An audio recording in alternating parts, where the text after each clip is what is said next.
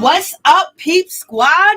Peep Squad is in the building, baby. Please like, comment, subscribe, share the video. It'll be greatly appreciated. Let's get down to the situation. Let's talk about Mr. Kevin Hunter. He's out here with a whole lot of things to say that he didn't save Wendy's life. And basically, him and Wendy worked so hard, they forgot about life and they forgot about living. But in any event, let's get down to the situation. I know it's late. It's 1:57 a.m. in the morning. But I just got some bad news.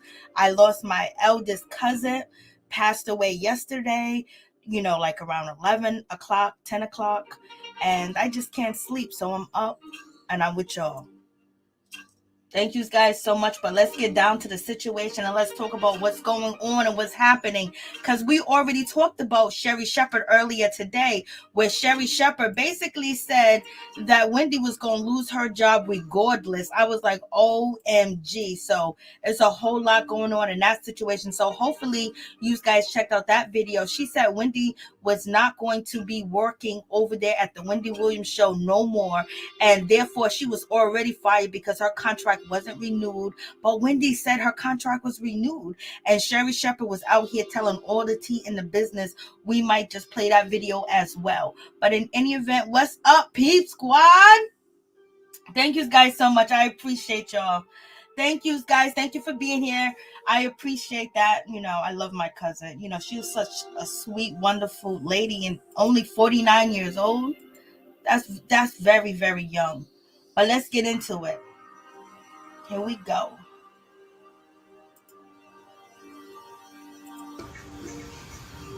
We're going to get through this. There's a few technical difficulties as I figure this out. But as I was saying, let me let it get a little more.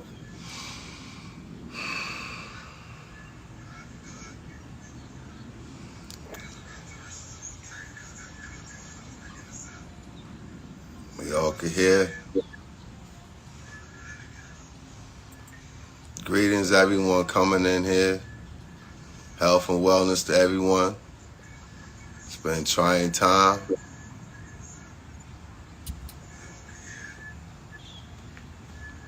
I want to give an amazing thank you and support to the people at Hunter Publishing Group, the whole team, Rachel, Nicola, everybody that's helped during this journey. Even the brother Omar Tyree gave me some insight, gave me some game. Shouts to you, my brother. And definitely a big shout to Tamika Scott from the group Escape. She has an amazing product coming out in June, cookbook, A Taste of the South. Y'all, it's infused with family and love, and all the recipes are amazing. I want to give a special shout out to Sonia Aline with our I Kick Ass at Work book, currently available at Hunter Publishing Group now.com, Hunter Publishing Group. Looking at somebody with a 10th grade education and a G. Skip it a little bit, y'all. Greatness. Appreciative. You know what I mean? Don't stay dark. Go to the light. Infused with family and love, and all the recipes are amazing. I want to give a special shout out to Sonia Aline with our I Kick Ass at Work book, currently available at Hunter Publishing Group now.com, Hunter Publishing Group. And she's another amazing author. We have a lot coming in to show y'all in the form of hopefully great, powerful pieces of literature, hopefully timeless. So thank you. I tip my hat to y'all.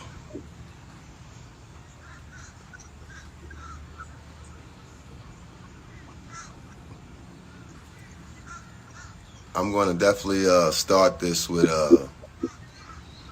saying, for the people that genuinely, have been showing and giving nothing but support since I came on this gram and the hard journey that it still is sometimes. I want to, salute, toast y'all with water. Make sure y'all hydrate.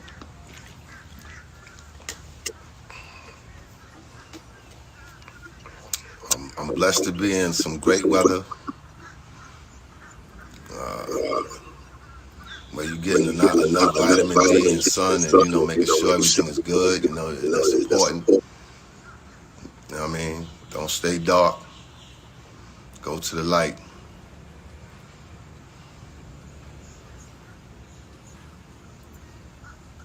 For a lot of people that don't know me, I normally stay in the back. I have been fortunate enough, coming from Brownsville, Brooklyn, to have gone on a journey, been part of greatness, appreciative, humble. You're looking at somebody with a 10th grade education and a GED, and what I've been able to learn and also gather and teach myself, I've been fortunate.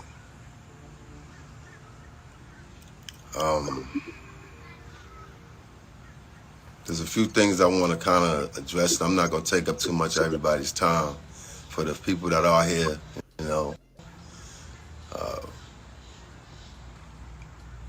you can share, but these are, my words.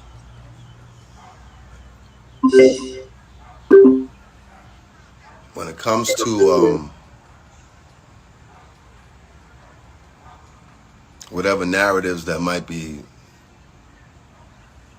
spun out there regarding me, my entire family,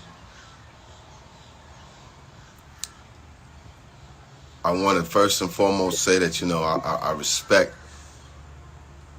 I truly respect and appreciate all that I was able to experience with my ex-wife and what we were able to accomplish. What she accomplished clearly on her own, through her own merit, and what we were able to accomplish together.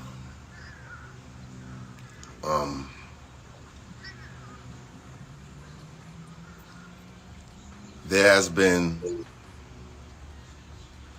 also with that, when it comes to my personal life, not my professional life, when it comes to my personal life of what the public has been able to see in real time,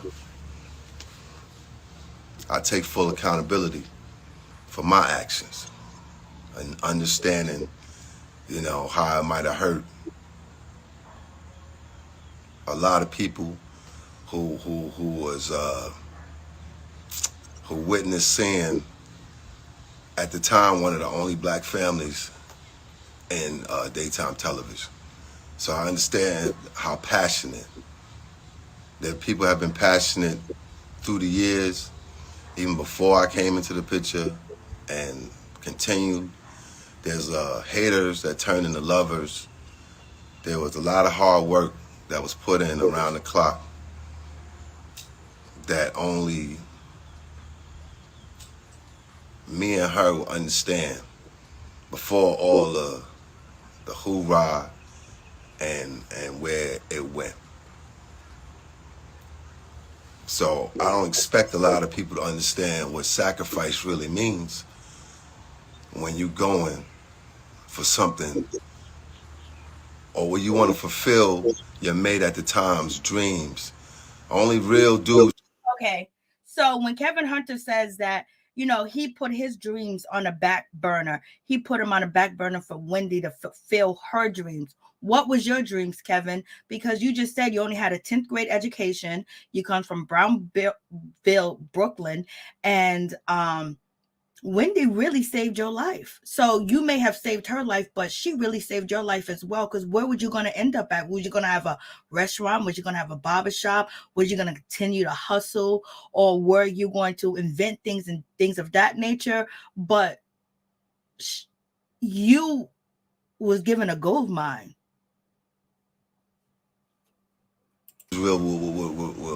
can relate to this when you understand before all the hoorah and where it went. So I don't expect a lot of people to understand what sacrifice really means when you're going for something or when you want to fulfill your mate at the time's dreams. Only real dudes will. Think about it. He was Wendy Williams' manager. He was making deals for Wendy Williams. She put him in a place that he will probably never ever see again or never ever make again. You know what I mean? It's just like, damn, y'all, let's get to it. Can relate to this when you meet somebody what sacrifice really means when you're going for something or when you want to fulfill your mate at the time's dreams.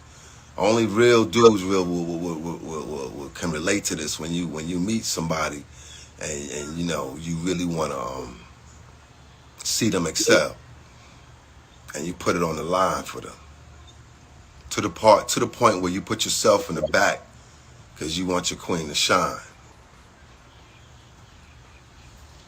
That's like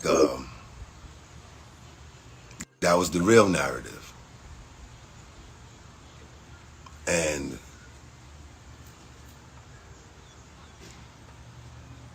what came out of that, regardless of what anybody would think, was something extraordinary. The sacrifices that we made to put all of that in front of the foundation that is family was something that we suffered and we succumbed to, you know. And I will agree that, you know, for a large part of it, when you're in the trenches doing things, you know, some of it is karma.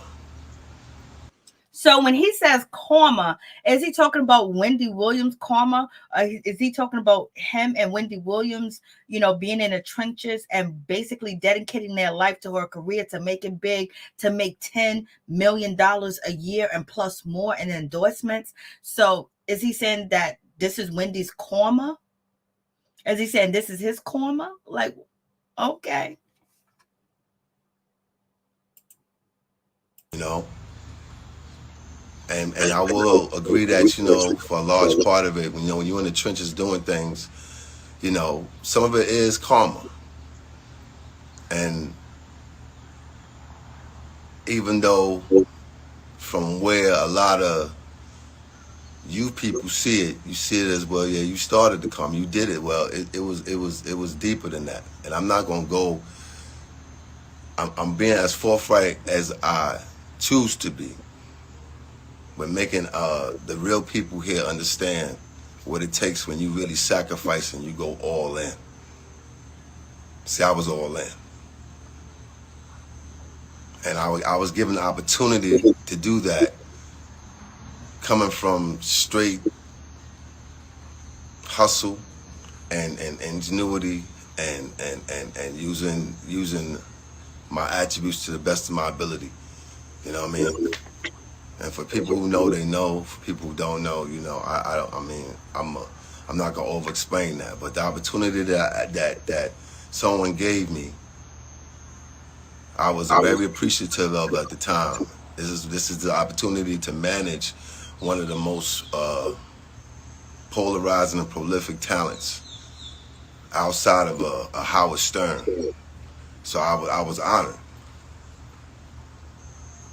And it's a shame that through all of that and through all of what you really work hard to do, you realize that, damn, when you get to that point, you know, this, you know, it ain't everything. It ain't everything when it take away so much from something. And that's where everything went left. But again, I take full accountability. And I stand on the principle of knowing that I did hurt somebody. And for that, I wish her nothing but the best, wellness, and support and, you know, my deepest. With that being said, professionally, what I've done, what I contributed to, what I was a huge part of, what was. Okay, why did you say angelic alchemist mother? He must be broke. I can't with y'all. Thank you so much. I'm sorry for your loss, that you lost your father. I'm so sorry for that too as well. Just losing my cousin. I can't sleep. I'm up. I'm with y'all tonight. We rolling tonight, baby. We rolling. Best wellness and support, and, you know, my deepest. With that being said, professionally, what I've done, what I contributed to, what I was a huge part of, what was, you know, what was stripped from me because of whom I choose to be with and whom I choose. Like you're not supposed to. You know, personal relationships go on the job all the time. You know what I mean? And, you know, when it happens in everyday situations, you choose not to speak to somebody. Oh, you still see somebody, and you keep it moving. But when it's on this level of what me and her was, and what was being created and cultivated, in some cases originated, like, you got to deal with that accordingly. And I know my general makeup to a lot of people might seem a certain way. You hear a lot of things about people who don't know me. It's a small group of people who do. And I'm not trying to prove nothing.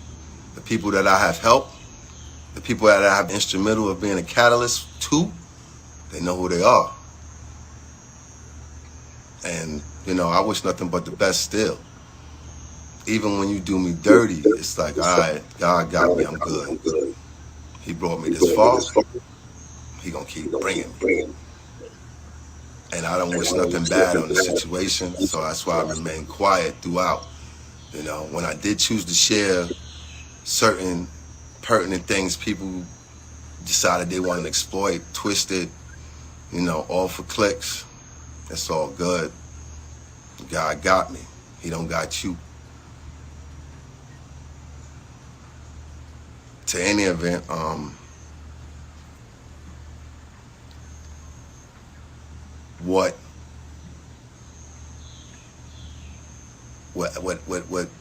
what happened to me as an executive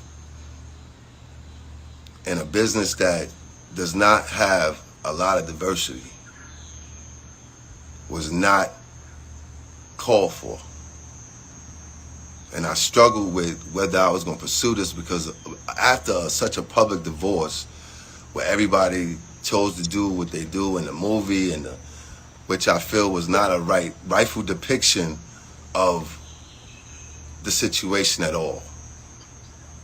Oh, so he's pissed about the movie, y'all. He's pissed about the documentary. He's pissed about the biopsy. He's pissed, Lord. Well, if you were standing next to her, you would have been having creative control. But you chose to get your rocks off somewhere else. And who did you choose to get your rocks with? Let's see who you chose to get your rocks with, baby. Oh, or it wasn't Sherri Shepherd. Lord have mercy. You choose.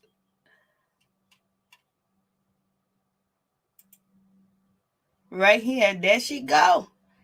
There she go. There she go. There she go. Sharina Hudson. There she go, y'all.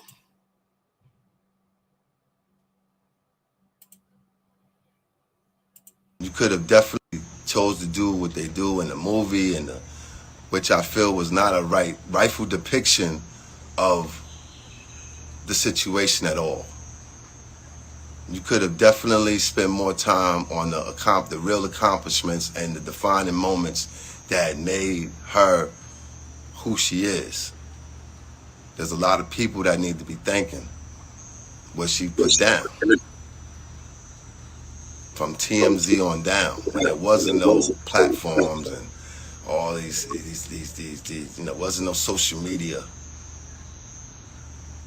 But instead, there was a bunch of hurt. There was a bunch of people using the opportunity to discredit, take a personal situation and discredit my hard work. Hard work where I never missed a day, maybe 3 days tops out of 10 years. She never missed one day.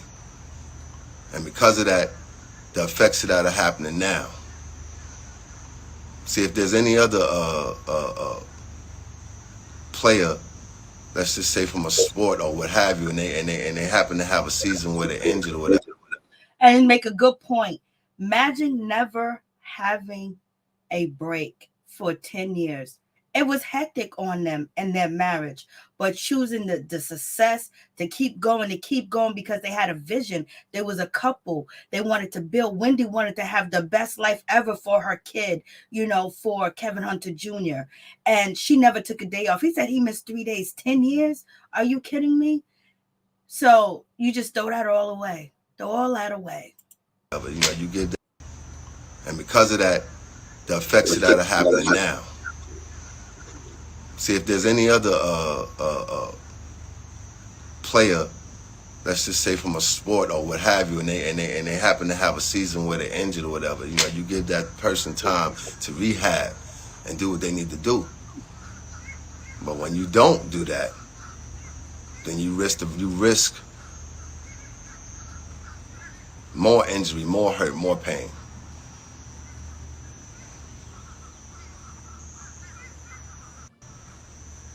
I remained silent because I wanted the person that I was going through this with to not go through as much pain, as it was causing with a deeper rooted issue at hand that everybody seems to have just thought just went into thin air. I didn't want that person to keep suffering. So I took whatever blows I needed to take, and I still was helping. So for all of you people that just think, it's about taking something, in the midst of my divorce, I continued through the grace of God to save a person's life. Do me a favor, go inside, cut the light on.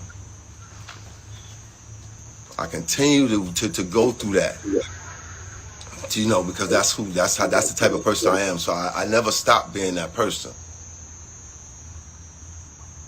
But through the course of the divorce, one of the fastest celebrity divorces in history, because I basically left whatever on the table just to have peace of mind and wanted her to have peace of mind.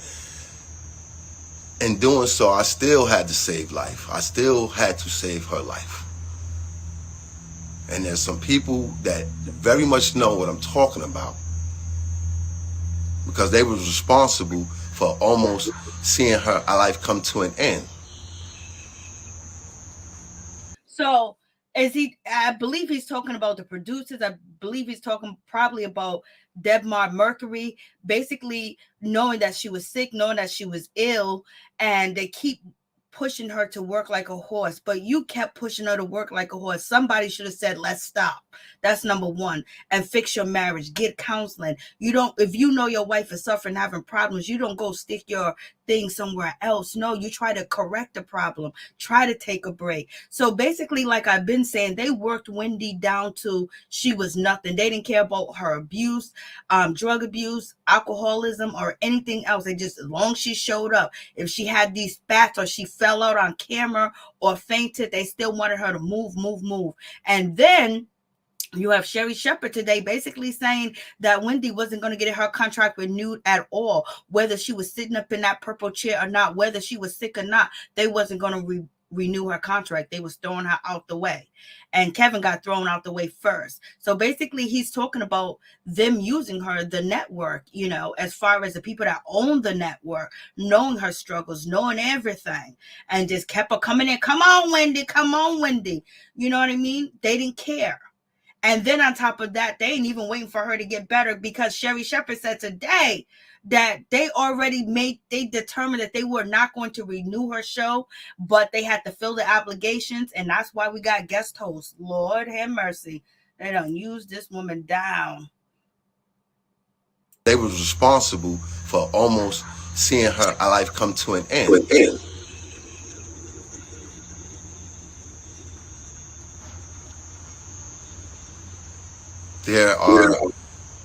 There's current people in place, management, that clearly put her in a life and death situation and denied medical coverage and care. And if it wasn't for my son and myself stepping in,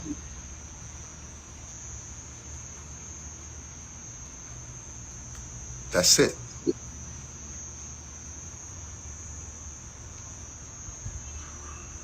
And when I say step in, I mean when you got somebody telling, you know, my son, who's the most beautiful spirit on the place on this planet,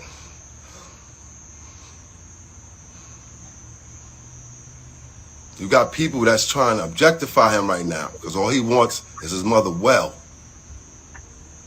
He don't care about none of that. He grew up in front of all of this. He don't know nothing, but he wants his mother well.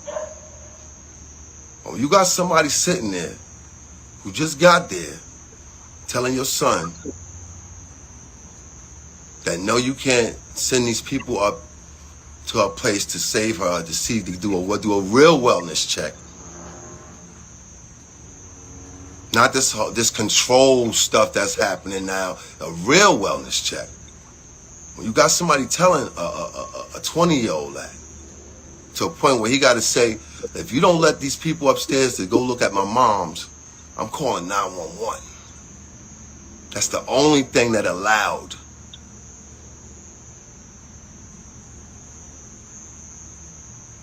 for rescuers to get up there.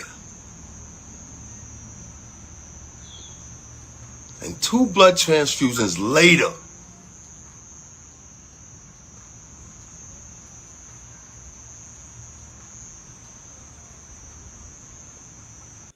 You know what? I feel so bad for Kevin Hunter Jr. because he's stuck in the middle, but he is really there for his mother. That, you know, he's the only person that's really there for his mother. That's all Wendy got is Kevin Hunter Jr. Like, he's traveling with her. Like in my earlier video, he's traveling at the airport with his mother, helping her carry the bags. Like, he's, you know, basically fighting for his mother's life. You know what I mean? And now you hear Kevin Hunter say that if he didn't go up there into her house, she had 2 blood transfusions. When did this happen? Was this recently? You know what I mean? Like, what's going on? Like, so they was watching this woman die.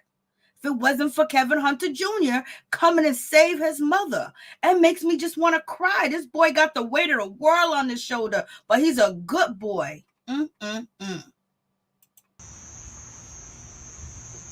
that queen's still here.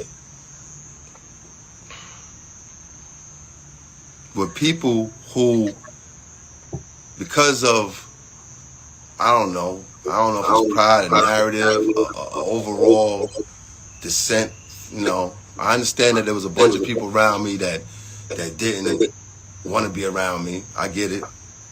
I come from a certain place. I understand that there was a bunch of people that couldn't wait till I get out the way so that they can have their way. I get it. I didn't, you know, thing that allowed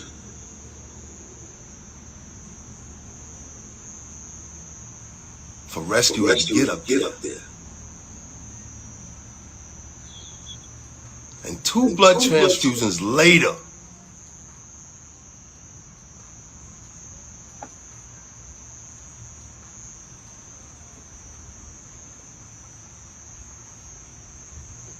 that queen's still here. With people who, because of, I don't know I don't know if it's pride, a narrative, a overall dissent. You know, I understand that there was a bunch of people around me that didn't want to be around me. I get it. I come from a certain place. I understand that there was a bunch of people that couldn't wait till I get out the way so that they can have their way. I get it. I didn't, you know, I understand.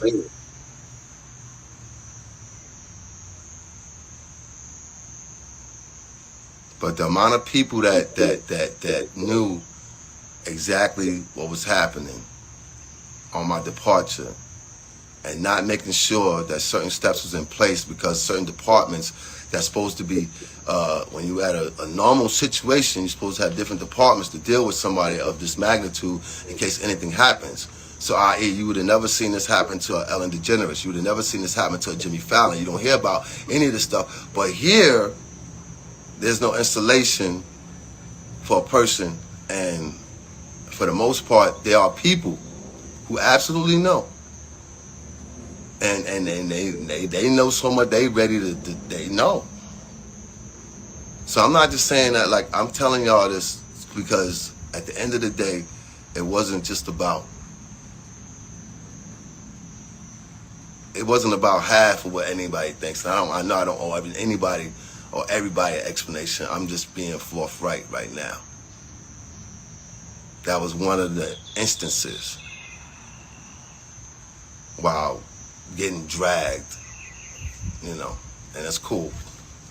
With that being said, professionally, when it comes to the lawsuit that I'm presenting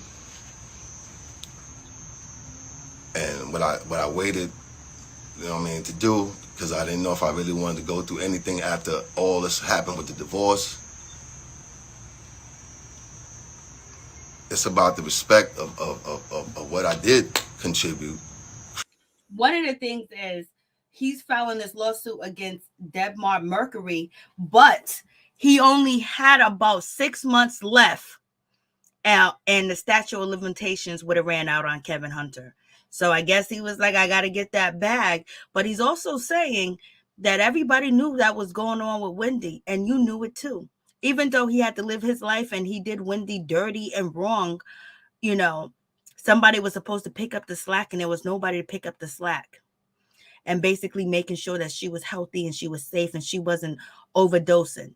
And when Kevin Hunter says nobody liked him, yes, none of the crew members liked Kevin Hunter at all. And even Howard Stern said that every crew member there, the people that worked there, they hated Kevin Hunter. They would lock the doors on him. So let's continue. Creatively, suit that I'm presenting, and what I waited, you know what I mean, to do, because I didn't know if I really wanted to go through anything after all this happened with the divorce. It's about the respect of what I did contribute creatively. It's about no disrespect to the people that came before and the people that clearly worked in the business longer than me, and I know that they never would have chose me. I had to inherit the situation, and I might not knew how to exactly produce a show, but I had to learn a lot real fast. And people, where I'm from, you have to adapt and learn stuff fast. So I adapted real fast, and I knew how to produce my peoples. In turn, she knew how to give the proper respect to me. And for that, I'm forever grateful. And a lot of people ain't understand that. A lot of women would want to say, oh, you should have did this, had that, whatever. I don't compare my situation to none of the other kings out here that's married to powerful women, and they might earn more or do more, because it takes a foundation that's real for any of that to survive. And for all the ones that's doing it on their own, salute to you. But for the ones that where the corporations come in and pretty much marry y'all, not the men that's out here really, you know, fighting and cherishing, but for the corporations that try to step in and become that, That's crazy.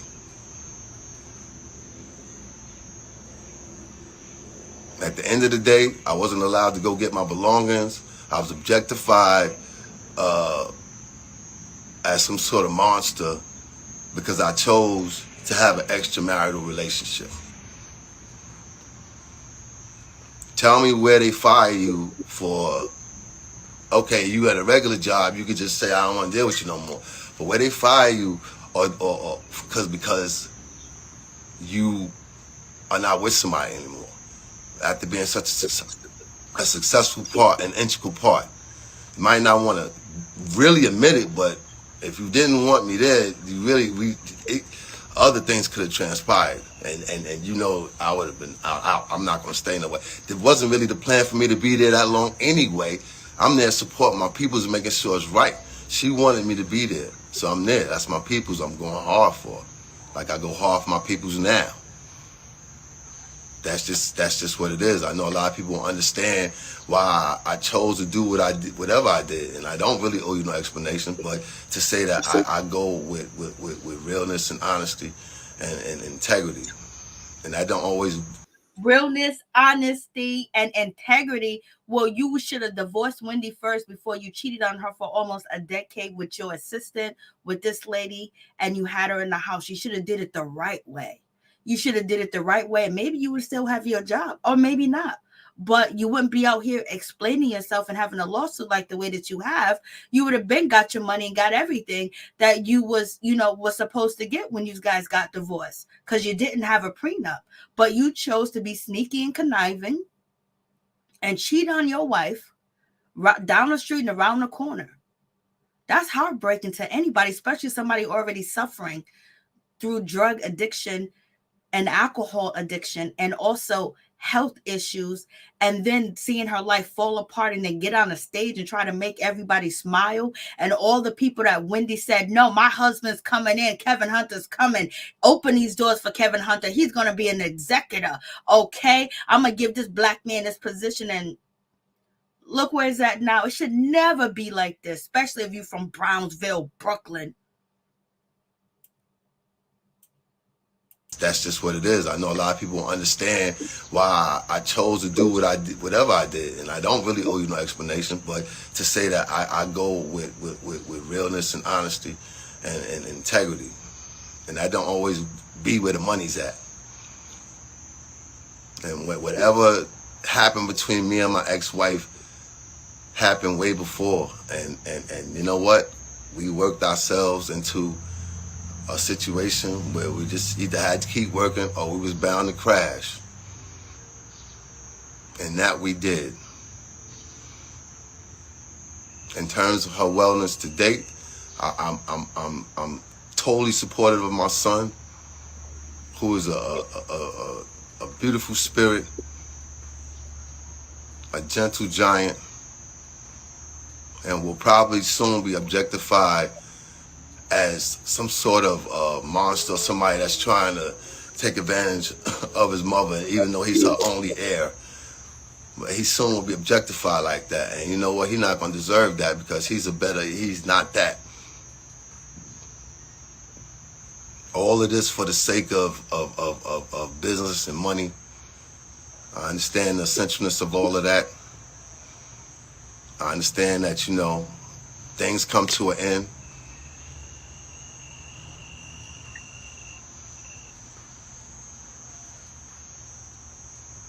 But when you look at what happened in the interim of my departure,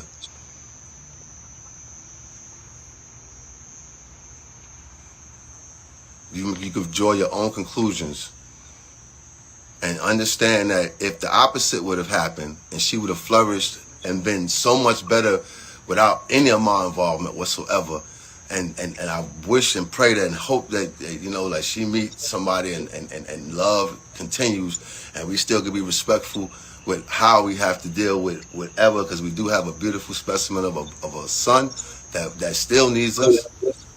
If it would have went the other way, I would nothing but applaud, and I probably would not even look to seek the respect that's rightfully mine, as I struggle with even making this decision to go with this lawsuit.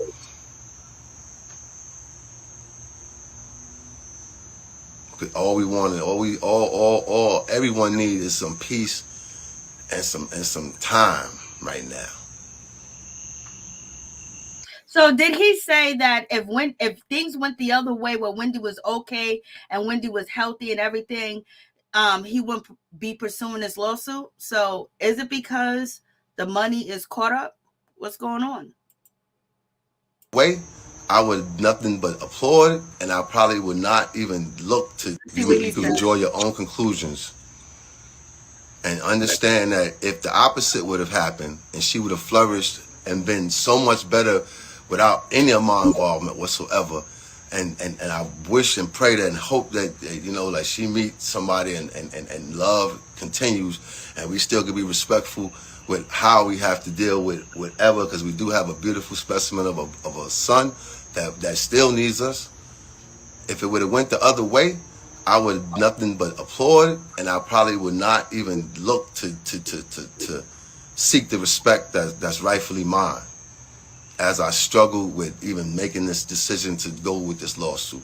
So if Wendy would have went, you know, the right way and she would flourish, he wouldn't have had this lawsuit. So is he having this lawsuit because now he can't get a hold of the money, or is he having this lawsuit because Debmar-Mercury and the network chose to fire Wendy and kick her out and then kick him out? So this is his revenge on them, and also to get a bag as well, because Wendy's not returning back to what, if you listen to the video I posted earlier from Sherri Shepherd said that Wendy contract was null and void. You know, she wasn't going to get renewed and they didn't want her back at all. They came to her with a proposition. That's what Sherri just said. So we'll get to that video too.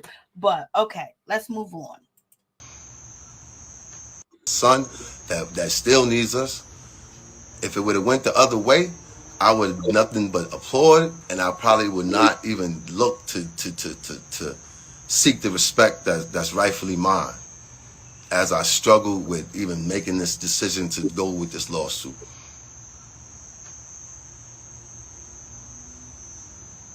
All we want, everyone needs is some peace and some time right now. And regardless of however her family might feel about me, I got nothing but love and respect for them. I wish them well. God bless them. There's a lot, you know, and I just God bless them all. Be part of my son's family. Look, I don't have no hate. Whatever hate I had, I left when I left New York.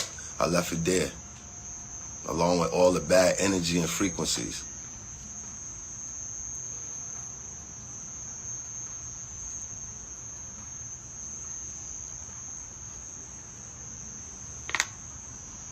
At the end of the day, the lawsuit is about anybody after me going through a somewhat similar situation and is fighting, you know, for their respect. No disrespect to the people that were supportive, but for anybody that really wasn't and you was there, then, you know, this is the product. This is like what the outcome is. And, you know, I'm not going to spend a whole lot of time, because I, you know, and I'm not going to be jumping on this all the time. I can't say I'm taking no questions or anything like that. The people that I'm suing at Debmar-Mercury, affiliated with Lionsgate. People that I'm suing at Debmar-Mercury, affiliated with Lionsgate, for wrongful termination.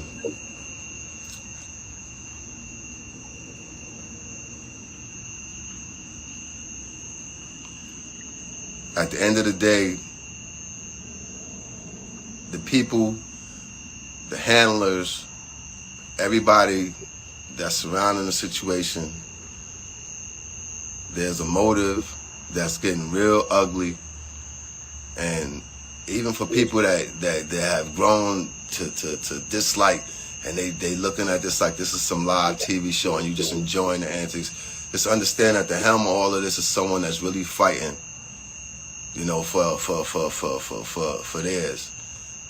and wherever I stepped away and try to give them room to do and create, just so that, you know, without all of the hoopla, like that's part of my legacy. Like my new legacy, that's also a part of me. That's part of me, you know.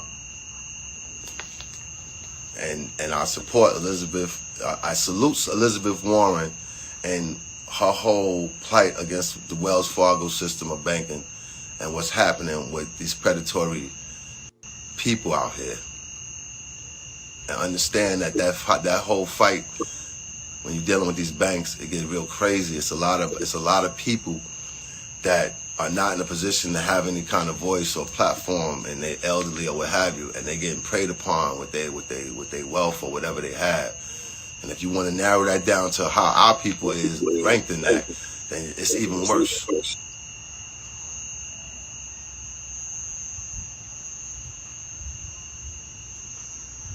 As far as, you know, again, thanks to Hunter Publishing for allowing me to be on this platform. You know, I could have did a whole lot of different things. You know, I'm gonna probably repost this. You know, I just wanted to talk to y'all without a whole lot of extraness. I am gonna start doing a few things to support what I'm doing, respectfully, and the amazing people that I'm working with.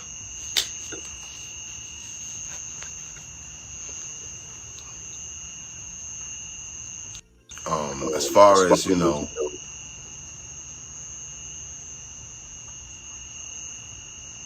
as far as anybody else that's out there with the negativity and the people that's clicking and the people with the weird obsessions for me, look, I ain't got nothing but dust for them. Y'all, you know, I'm not on trying to make this a whole suit campaign against a whole bunch of people and all like that. Like I got things I have to do and still accomplish for the legacy that is, you know, this is really what that's about too. I'm part of somebody else's legacy, and then I'm establishing my own legacy for both of my kids, my beautiful kids, and my current lovely situation with my partner.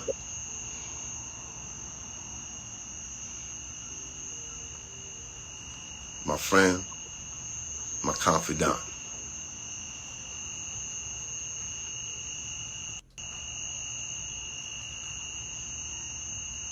I want to give a special love and support to Vegan Nose and Vish and all those platforms, and I'm honored to be part of that. When it comes to the support I got and continued support I will have no matter what, from near, from far, I wish nothing but the best in health and wellness, and know that the person that I know, as long as they stay focused and get to what's really important in your process, when you're dealing with recovery, when you're dealing with any type of real trauma, you know, you just got to make it about yourself. The best thing that I could have did was make it about myself through this turmoil, and focus more on the foundation. Because money is essential, but it definitely ain't everything. And the way that this world is going, it looks like you got to have more than just money.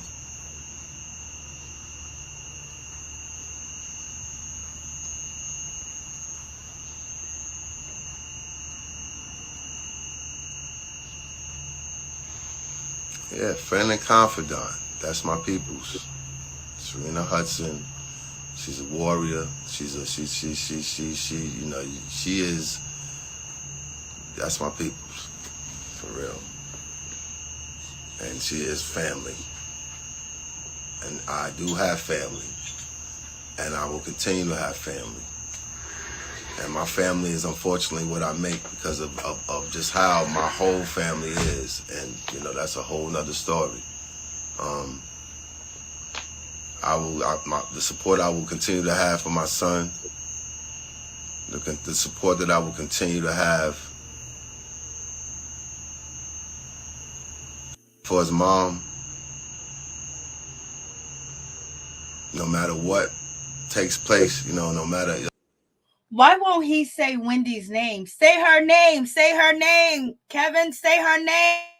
Why won't he say Wendy's name? Peoples, my peoples. He be calling my peoples.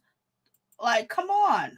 you know, she is, that's my people, for real.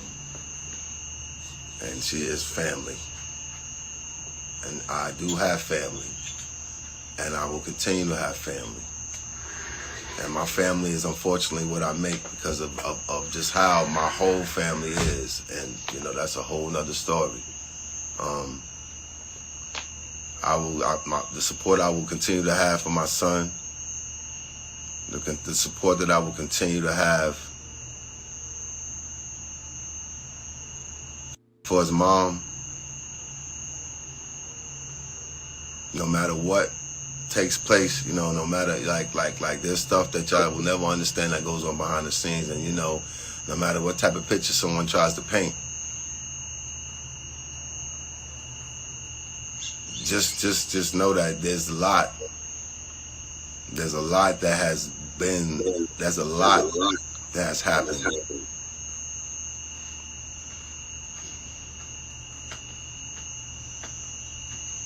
And we will not rule out the fact that, you know, in a lot of situations, you know, you could be worth more dead than alive, depending on what kind of insurance policies and whatever people have. And this is the current state of Wendy's life right now. If she can't work again, whatever she got left, somebody wants it. And especially her publishing or her portfolio and all the money that she generates from different gigs that she has done like back in the day that still generate money. Also, she has a jewelry line. She has a whole lot going on. Now they're saying she's not of sound mind. And you hear it from Kevin Hunter's mouth. For his mom, no matter what takes place, you know, no matter like there's stuff that y'all will never understand that goes on behind the scenes, and you know, no matter what type of picture someone tries to paint, just know that there's a lot that has been, there's a lot that has happened.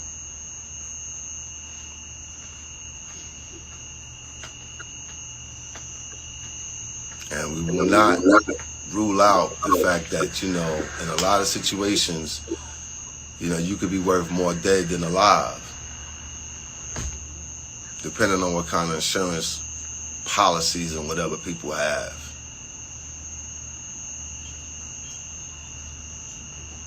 And I hope that God continue doing what he's doing to make, you know what I'm saying, make the impossible possible.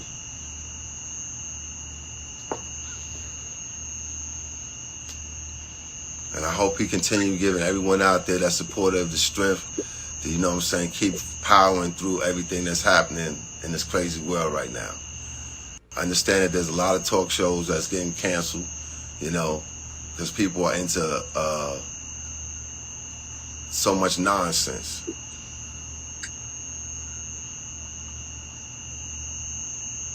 But through the trials and tribulations, there are some Jews that are brought, and you know. Also, if Wendy passes on, he gets $1 million, and if she added money to that fund, he will get more money. She could add money to that insurance policy where if she does pass on, he does get $1 million, or she could add money to it, or she could take away money from it. But it seems like, you know, the statute of limitation was going to run out on him filing his lawsuit for being wrongfully terminated by Debmar-Mercury because of marital status. So, When. And I hope he continue giving everyone out there that's supportive the strength to, you know what I'm saying, keep powering through everything that's happening in this crazy world right now. I understand that there's a lot of talk shows that's getting canceled, you know, because people are into so much nonsense.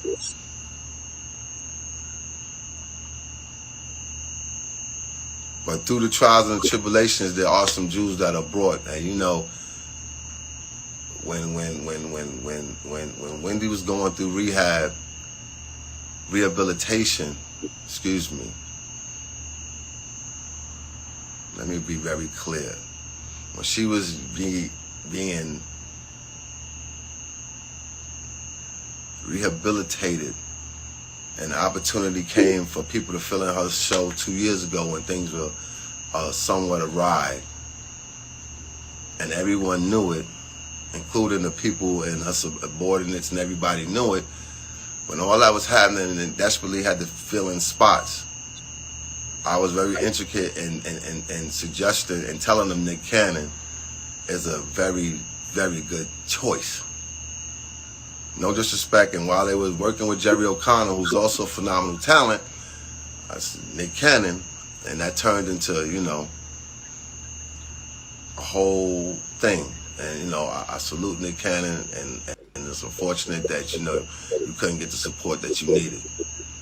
Whatever support that we received doing while I was there, the support that we received had to come by hook or crook, in a sense with, you know, just pressuring and sometimes not coming across, you know, so likable.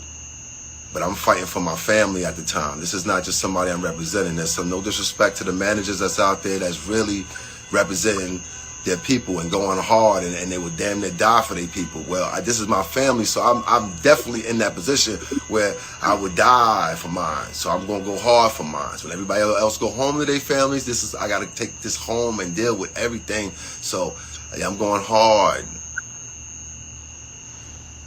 And what you're seeing from season 1 in terms of aesthetic, style, not taking nothing away from the contributions, but when it comes to her the personal style of it all, and what, you know, what needed to come across, because when you're not a sample size in daytime television, when you're not the size of Kelly Ripa and all of them, then you got to buy clothes. So what you've seen and how it was presented was all fighting behind the scenes for budget to open, to make sure that while the only person who could sit in a chair for 25 minutes a day, even against all the women, all the men, even the men in nighttime talk shows, late night talk shows, they don't have monologues that go for 25 minutes, 12 minutes tops.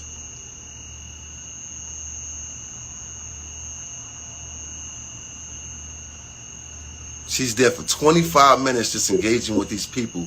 So you got to look the part. And she was the only person that still can do it effectively. No disrespect to anybody, her predecessors, people after her. I salute y'all. I wish y'all the best. But what had to happen in terms of the fight of sorts to get to that point was something.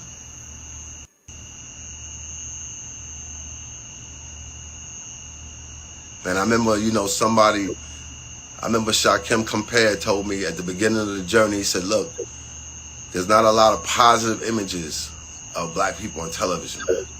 So to make sure, that stuck with me. So that was my blood sweat. Hello?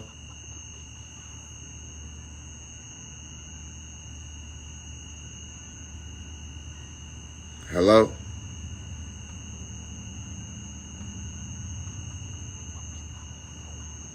Sick and goes into being part of any kind of production. And I don't know, something happened when he said hello. I ask people to spread it to the people that matter. And you know. Hello?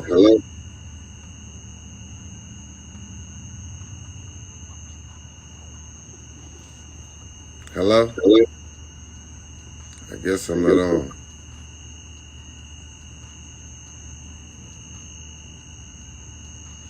Hello? I'm back. That sounds like Kevin Jr. in the background when he said, "You there?" That sounds like the son. Let's see, doesn't it sound Listen, like that still can do it effectively. No disrespect to anybody, her predecessors, people after her. I salute y'all. I wish y'all the best. But what had to happen in terms of the fight of sorts to get to that point was something.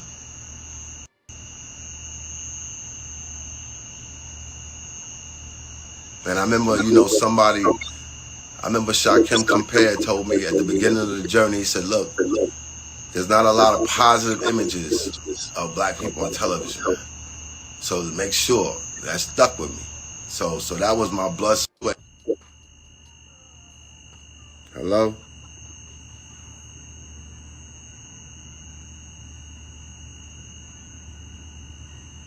Hello?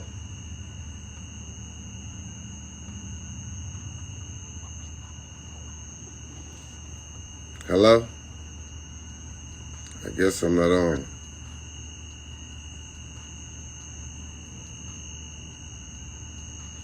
Hello? I'm back. that was Kevin Jr. in the background. I just wanted to hear. I'm not going to take up too much more of your time.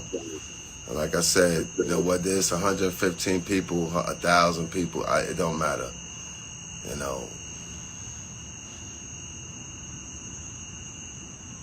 I ask people to spread it to the people that matter. And, as long as you know, that's what's up. But like I was saying, at the end of the day, a lot goes into being part of any kind of production. And I feel honored to have been part of it. But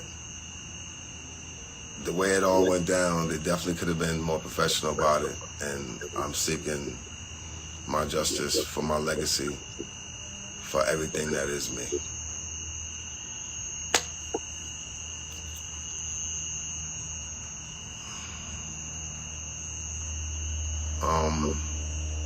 Moving forward, I appreciate everybody's support, and not just Hunter Publishing, but the people that came and supported Loretto and Brooklyn, NYC, the people that hopefully is going to support the new endeavor in Brooklyn. We're doing Caribbean Vegan.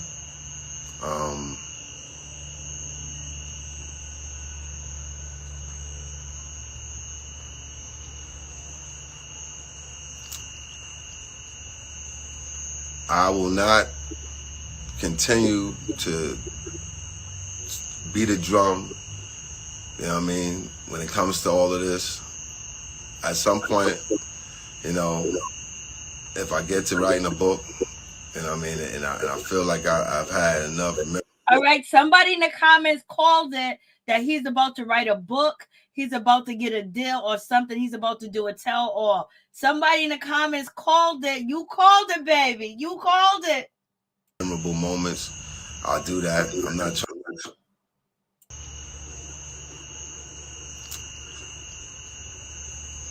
I will not continue to beat a drum, when it comes to all of this.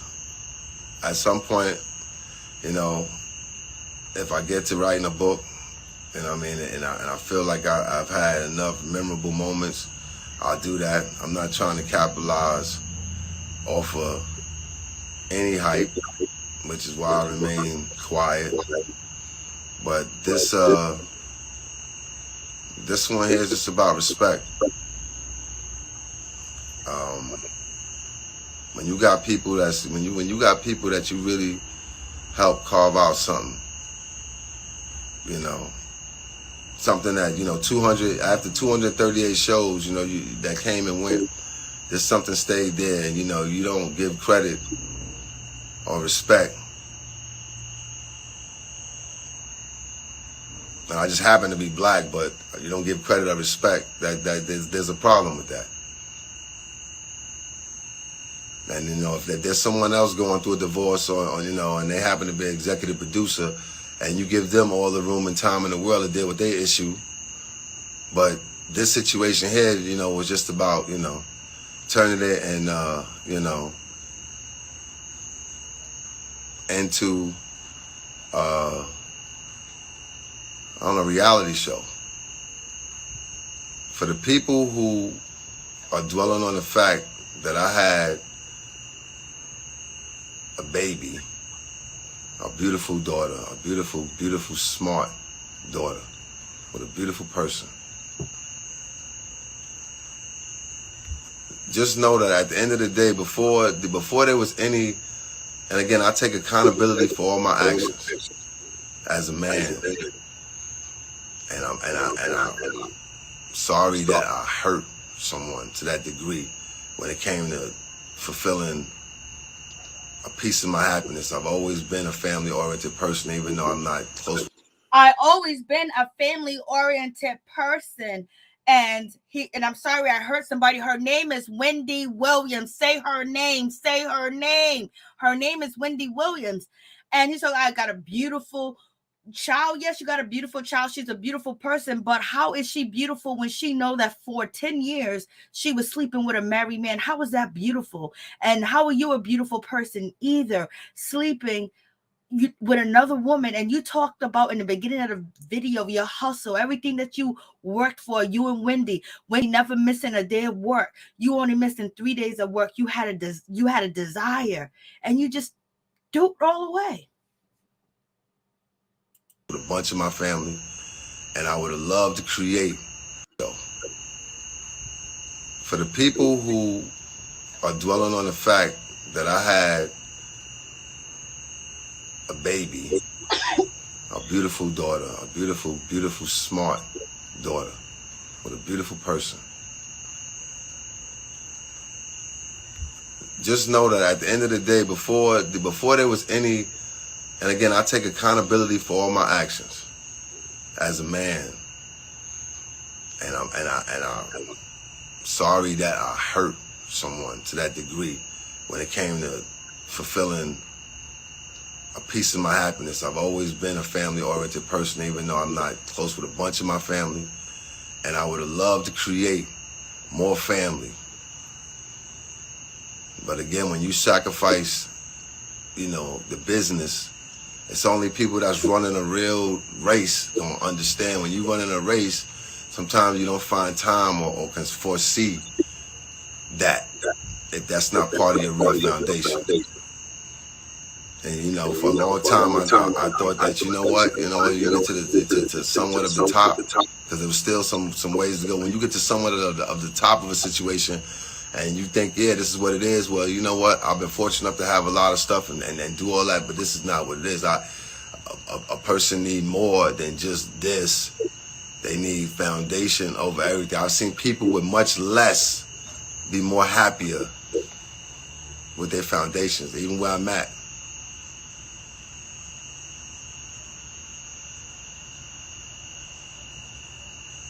And I'm sorry that make sure no. I'm sorry that the emergence of life, how I decided to bring it, hurt her and the whole stereotype of what happens when a man does that. I understand that you can't make everyone happy in that instance, but I do not regret what happened. I was not trapped into what happened. As a matter of fact, and again, I'm profusely apologetic for the impact it caused. I realize that, but as a matter of fact, the mother of my child, when we discovered it, she was like, no, we don't need to. She was the first one to try to suggest an alternative, and I actually said no. And that's because of the joy that I needed to have in my life at the time. Because of whatever was happening at 100 miles an hour and happening right under me and around me, that, from whatever type of control freak.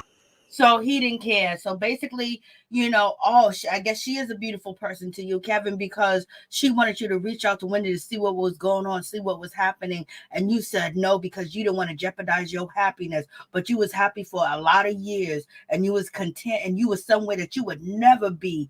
You know, you was walking into rooms and making $1 million deals.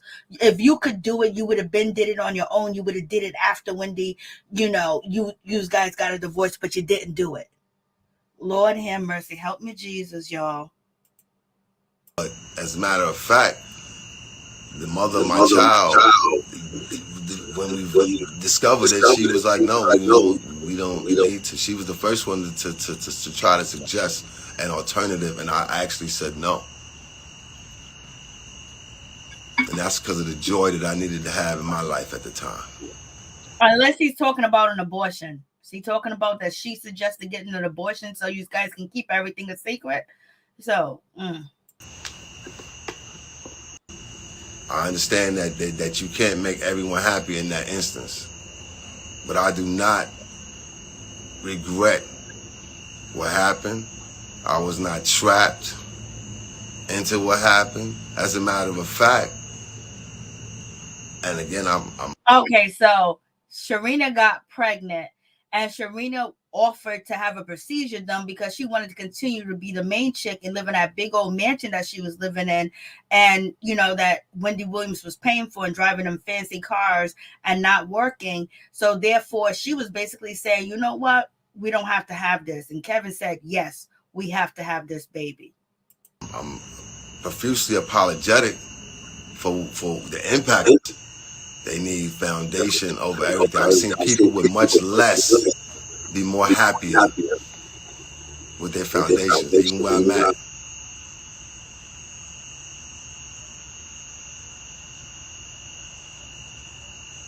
And I'm sorry that the make sure no. I'm sorry that the emergence of life, how I decided to bring it, hurt her and the whole stereotype of what happens when a man does that.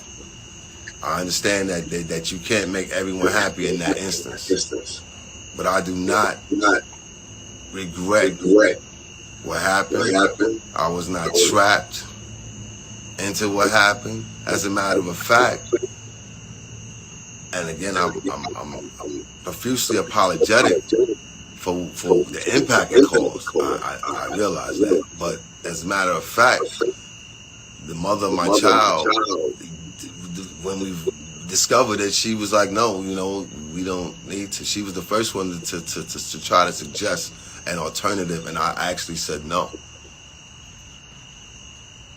And that's because of the joy that I needed to have in my life at the time.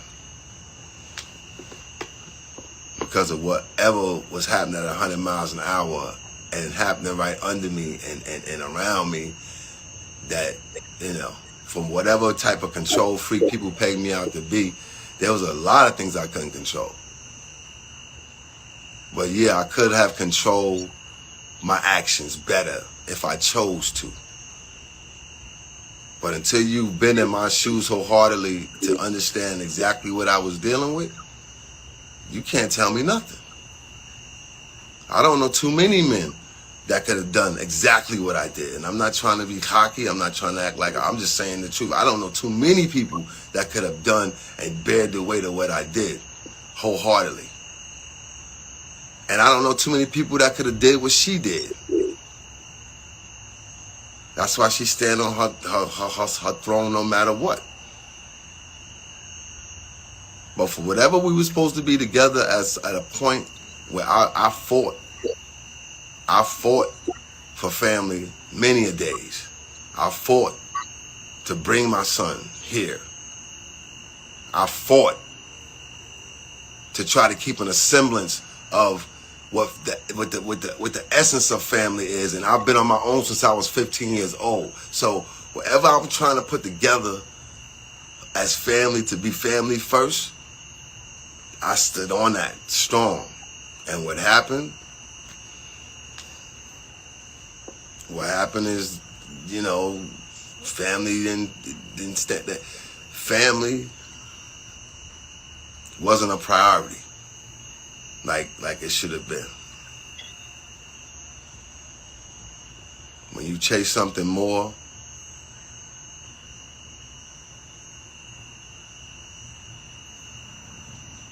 when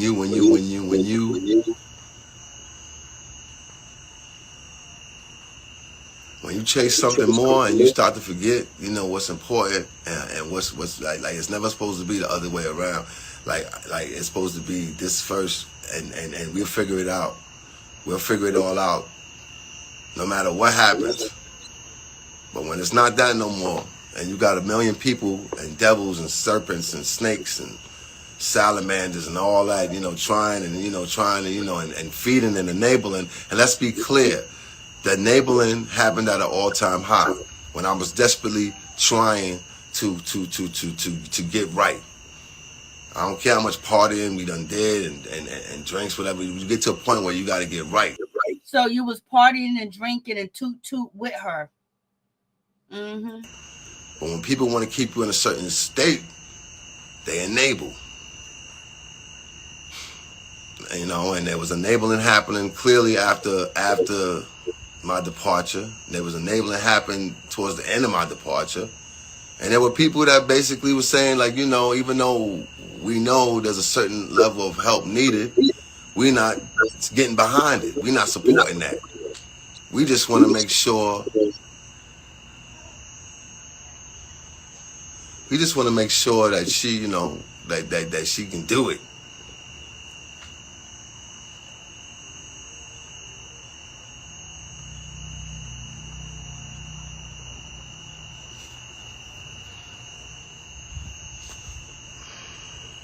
So, you know, when you got so many things stacked, and then as soon as you get out of the way, soon as you know, you can say, hey, if I place myself out of the way, if you think I fucked up the bag or whatever you want to say, like at the end of the day, the blessings came tenfold. You did mess up the bag, and that's why you suing now, brother.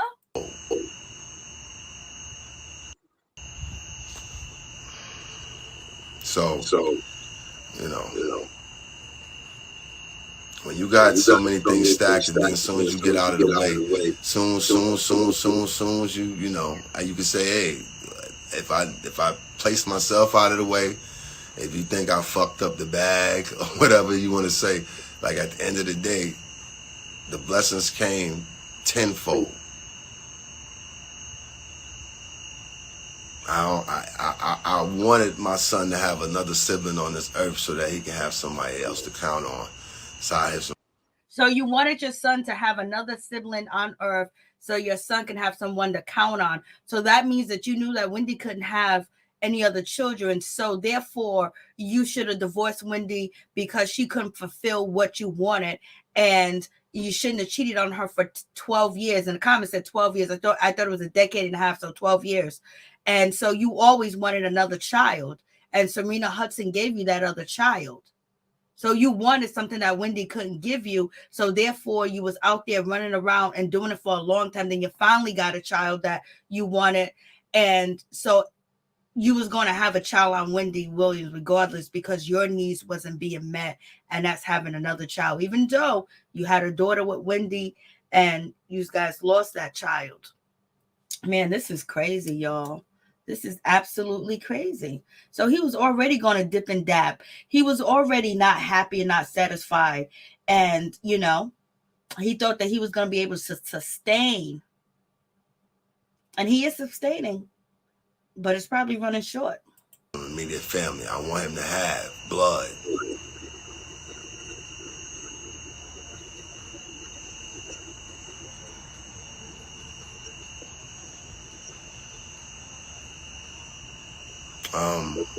To get specific about a lot of things, again, one of the many things that I did, you know, during the divorce, in the midst of not just before the divorce, I'm talking about during, was very integral in helping my son save his mom's life. while current management was ready for her to die, leaving her to die imminent. I believe that right there is true. What he's saying right there, the current management was leaving her to pass away. But how did she just, the way that Wendy crippled and just fell out of sight? You know, he knew about a lot of that stuff, and it was going on, and he probably had the stuff to help Wendy with. But at the same time, him being in the household, in the house, can give her and treat her, or whatever the case may be. Now that he's gone, the management was like, whatever. They was not going to give Wendy another contract after this year. But before, when the divorce first went through, she was supposed to be getting multiple contracts and her seasons be renewed. This is a shame, y'all. Danger. And was on call. Things stacked, and then as soon as you get out of the way, soon as you know, you can say, hey, if I place myself out of the way, if you think I fucked up the bag or whatever you want to say, like at the end of the day, the blessings came tenfold. I wanted my son to have another sibling on this earth so that he can have somebody else to count on. So I have some immediate family. I want him to have blood.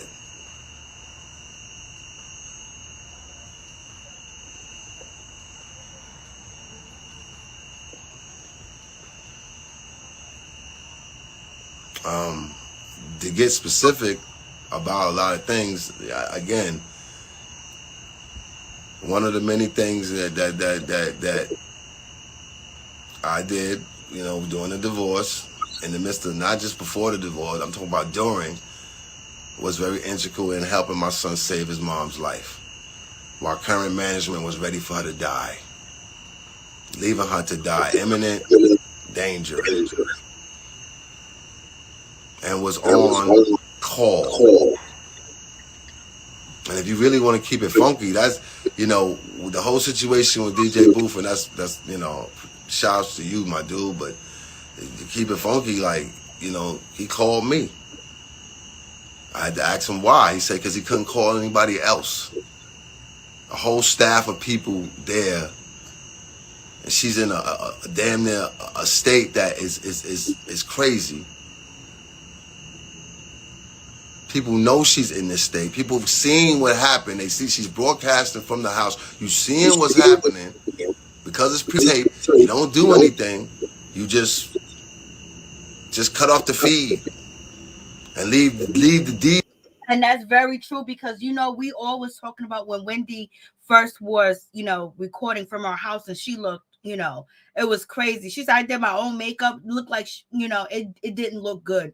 And everything else. That was really bad when she was broadcasting from her house. So DJ Booth was calling him to check up on her to see what was going on. And he's basically saying, no, none of the management cared. And this is probably the reason why they all got fired, allegedly. DJ guy who happened to think fast, man, and everything in the house. To get specific about a lot of things, again, one of the many things that I did, you know, during the divorce, in the midst of, not just before the divorce, I'm talking about during, was very integral in helping my son save his mom's life, while current management was ready for her to die, leaving her to die imminent danger, and was on call. And if you really want to keep it funky, that's, you know, the whole situation with DJ Booth, and that's you know, shouts to you, my dude, but to keep it funky, like, you know, he called me. I had to ask him why. He said because he couldn't call anybody else. A whole staff of people there, and she's in a damn near a state that is crazy. People know she's in this state. People have seen what happened. They see she's broadcasting from the house. You seeing what's happening. Because it's pre-taped, you don't do anything. You just cut off the feed and leave the DJ guy who happened to think fast, man, and everything in the house. Where they do that at? You think if Ellen or somebody's broadcasting from their house that, you know, they would do that? Or Jimmy Fallon? Or the cast of The View? You would have at least 5 or 6 people on call. No, it was just Booth.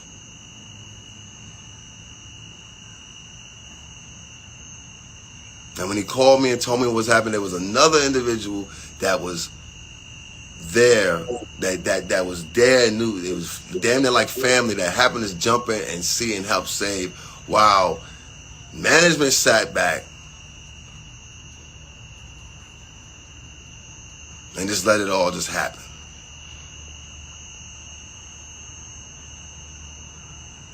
So, current management, y'all do the math. Y'all figure it out. Current and only management sat back.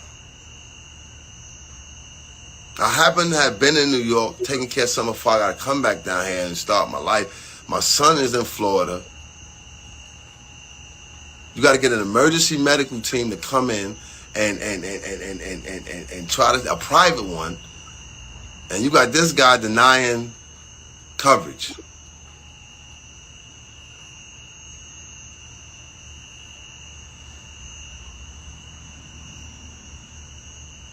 He's denying coverage for this person to come on this, to come upstairs, for these people to come upstairs and save this woman's life. So when my son got to threaten and say, I'm gonna call 911 if you don't let them up.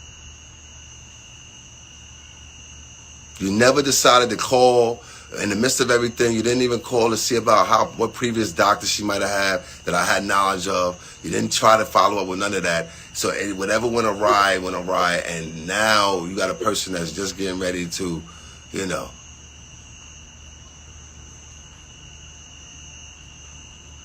You got a person that's getting ready to damn near die.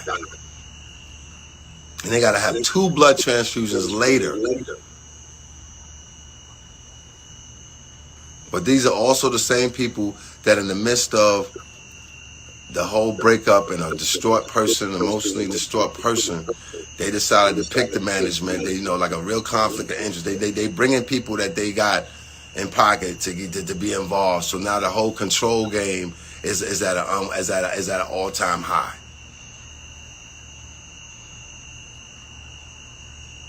It's all about control. They don't care if somebody gets well. They don't care if somebody is functional. It's about control. And the control that they felt they had after I left, the control they thought I had when I was there, and that was my ex-wife.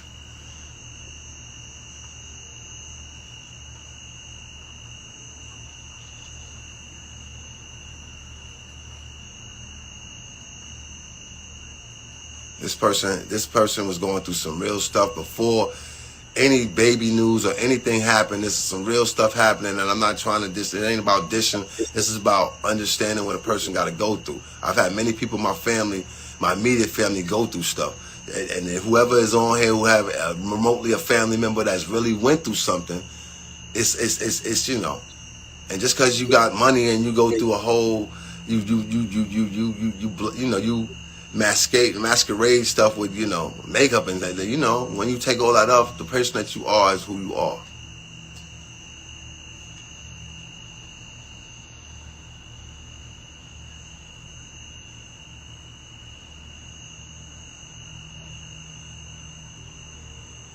I left a lot on the table.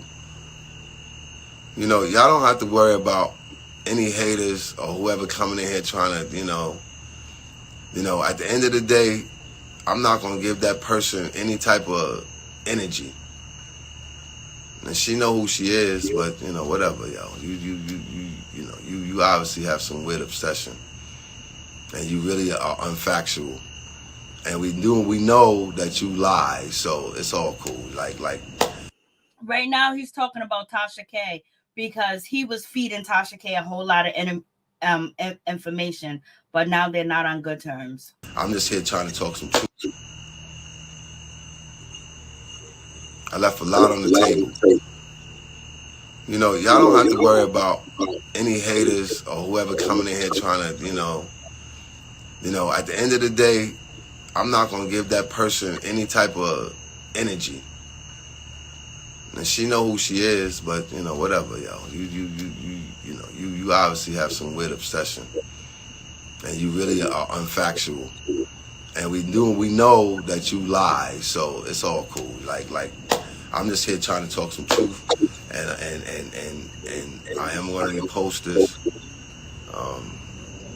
It's unfortunate that I couldn't do it on my page because people be doing all kinds of craziness, reporting to me. I'm not really doing anything, but I appreciate coming on here and being able to let you know what it is.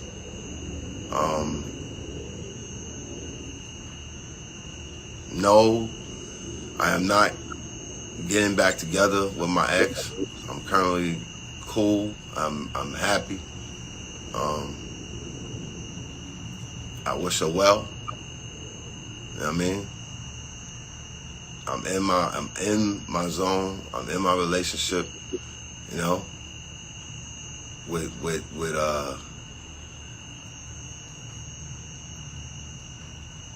like I said, someone that's a rider no matter what anybody want to think.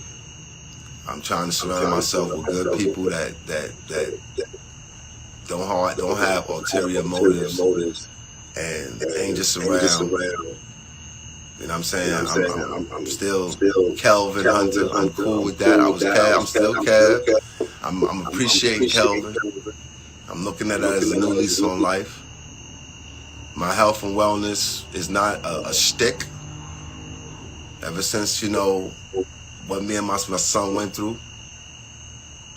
And let me be clear about that, just to add some clarity. Because I just recently heard something. When it comes to what my strong young king has been through in his life, such a special spirit, special genuine spirit, who's still learning his bumps and lumps, but special nonetheless. What we had to endure as a family at the time, while he went through his ordeal that was shared with millions and kind of misconstrued because he never had any addiction to anything. He just happened to, no different than if I smoked some weed for the first time and I just get sleepy and hungry, but his was not the same experience because of what it was and what he wasn't knowledgeable of. He's very knowledgeable of it now because I'll teach him whatever he needs to teach. I'll teach him whatever he needs to know and all the fundamentals of what he needs to know that he allowed me to. But what he went through as a result of digesting that and what we had to do at the time, what Wendy's contribution along with myself to Oh, he said her name, y'all. He said her name, finally. trying to save my son's life was what she tirelessly did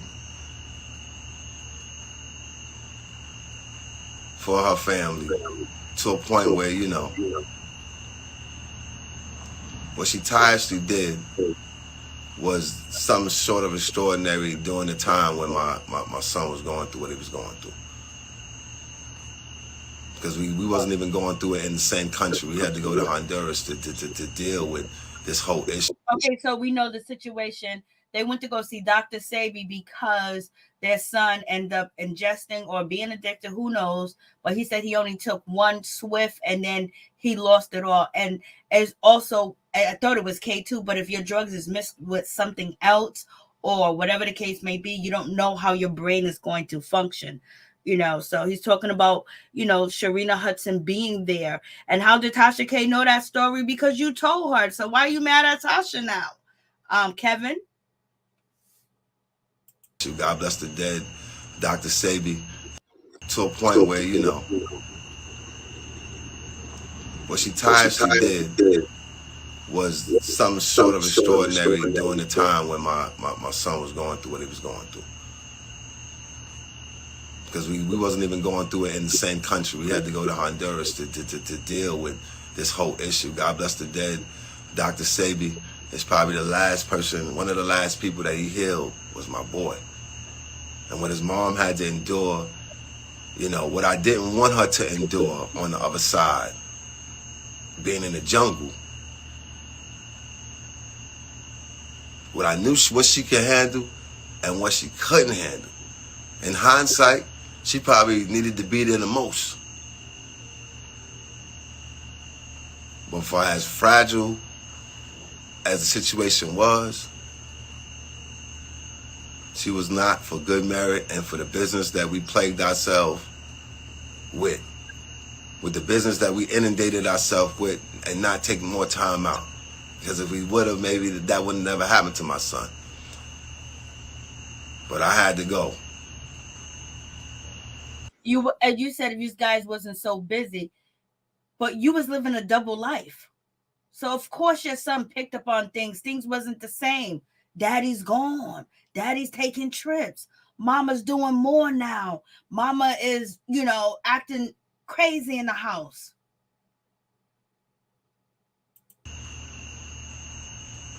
And yes, my people's business that we plagued ourselves with the business that we inundated ourselves with, and not taking more time out.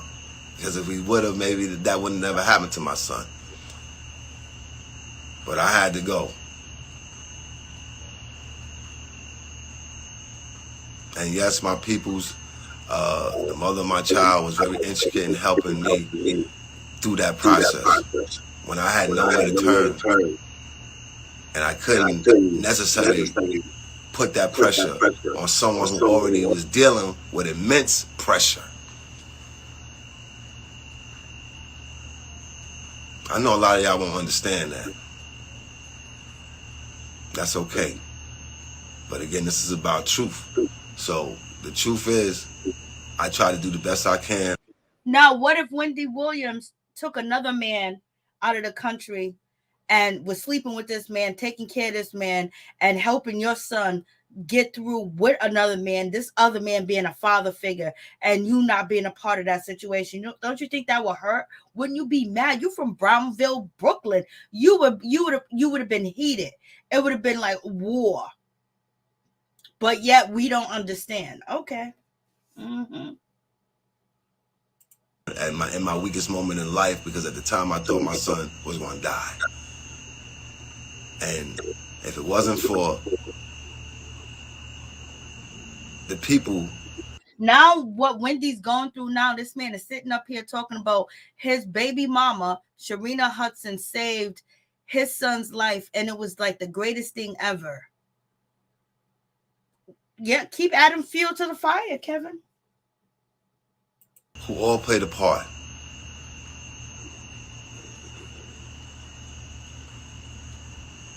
He would not be here. Or he would have had to suffer. He don't have to suffer now. And now he's fighting a vigilant fight to make sure that his mom's is good beyond anything. So it's not about getting back to what everybody wants. It's about getting back to yourself and making sure it's good. Through what happened to my son, many people got affected in a positive way. He don't know how much of a vessel, an oracle of sorts that he was. So many people got touched from him in his ordeal. When we had to change our diets 10 years ago, because him coming back from there, he couldn't eat regular food, so we had to try and all unite to help him. Now that same food is helping getting his mom well. And also promoting your restaurant with Sharina Hudson, the vegan food, the vegan diet, which is very good. We ain't hating on that situation, but all this goes back to you and her building a whole life under Wendy Williams' nose. How do you think she was going to act to that situation, react to all that, finding out all this information? That's devastating. But at the same time, we're very happy that Kevin Hunter Jr. survived and you guys are on a diet, and you have vegan restaurants all over the place, 2 vegan restaurants, but you build that and connect it to Sharina Hudson even more, then you should have been connecting with your wife while almost losing your son. So you tapped out a long time ago. That same fool has kept me from through what happened to my son. Many people got affected in a positive way. He don't know how much of a vessel, an oracle of sorts that he was. So many people got touched from him in his ordeal.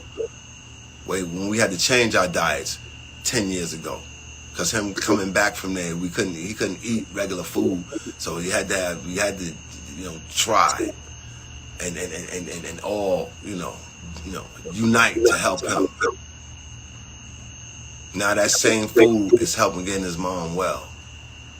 That same food has kept me from being in and out of doctor's offices and with high blood pressure and all that other stuff.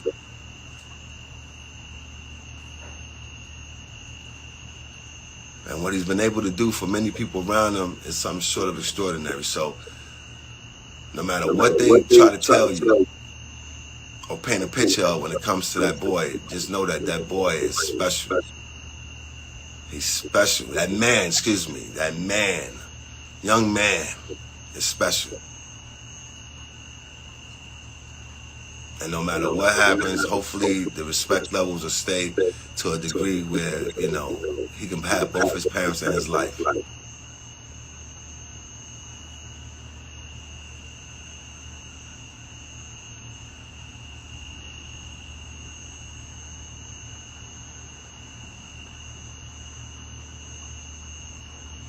think that's enough, P.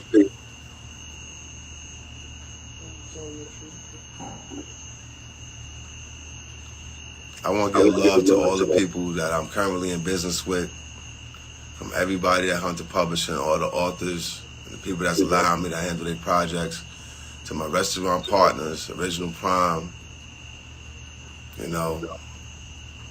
my dude Finesse, man, I got mad love for you, my dude, your whole family. I want to give a shout out to my dude Grandma Ooey Music. I'll be on the lookout for that. They about to make major moves.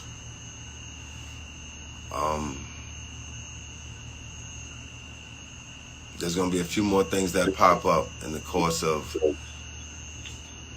how this is evolving out, and I ask y'all to really use your third eye when you're thinking about and seeing what's going on.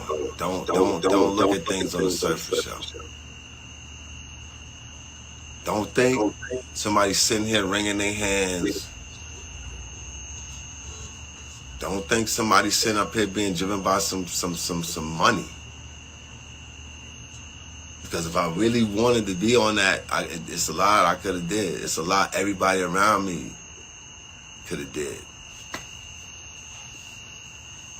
And I finally could say, from the people that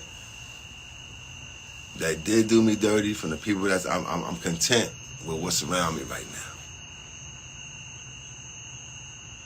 Enough that I could get on here and talk. And hopefully I ain't talk too much craziness. This will prepare me for whatever war or fight that's ahead of me and the fam.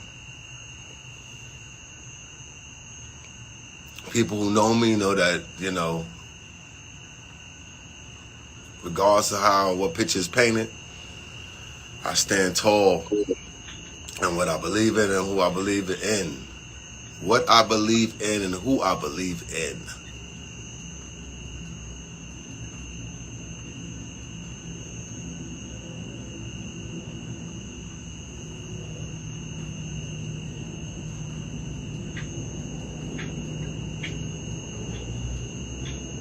And that's about it.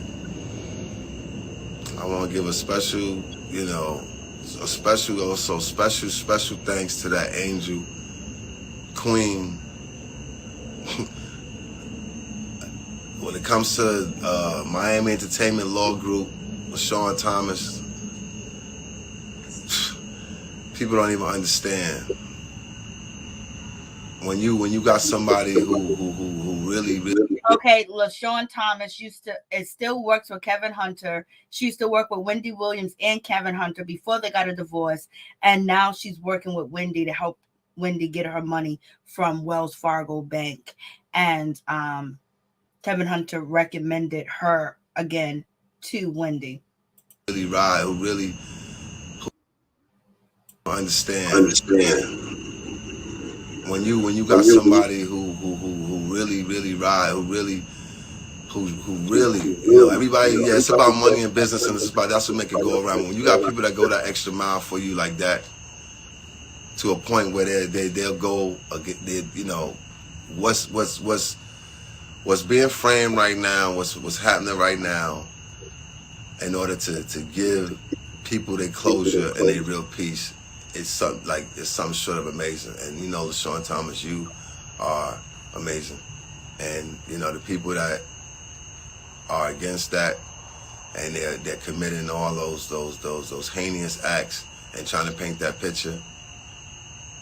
The people that's trying to take away from somebody who worked hard their whole life to you know, even if it killed, even if it dissolved some of the most important relationships in their life, whatever.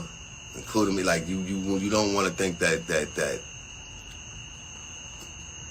the people that you working the hardest for and making more money off of it than you will put you in a position where you look and being treated like some invalid, where you got to be pushed around in some wheelchair and fed in shores, and you clearly not there yet. Nothing against Insure. Health is wealth. There's much more things you can put in your body. And right now, the person that you seeing, and I'm talking about my ex-wife, the person that you seeing now moving around and getting her wits about her and her wind beneath her feet is all due to my son's relentless work of changing around what was happening. Changing around something that was beginning to be real evil. So again, pray for him. Pray for me and mine. You know. Pray for yourselves.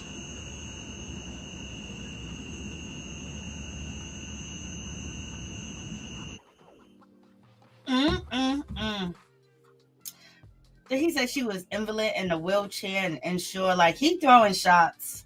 He's definitely throwing shots. Mr. Kevin Hunter's definitely throwing shots. For real, for real.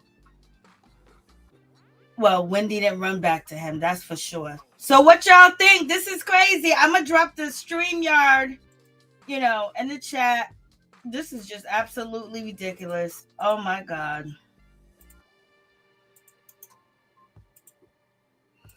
All he did was just justify his behaviors. Just justify. Ain't no justification. Ain't no justification for you or that woman for what you did. You guys were living a whole life, a whole family, whole everything. Just running around with a double life. And I'm going to put the, you know, number on the screen if you guys want to call. And so let me see. So here is the StreamYard code. And the number's on the screen if you guys want to call in. But this was a complete mess. How did he describe her? Let's get back to this. Him and his ordeal. Grandma OE Music, I'll be on the lookout for that. They about to make. This will prepare me for whatever war or fight that's ahead of me and the fam. People who know me know that, you know,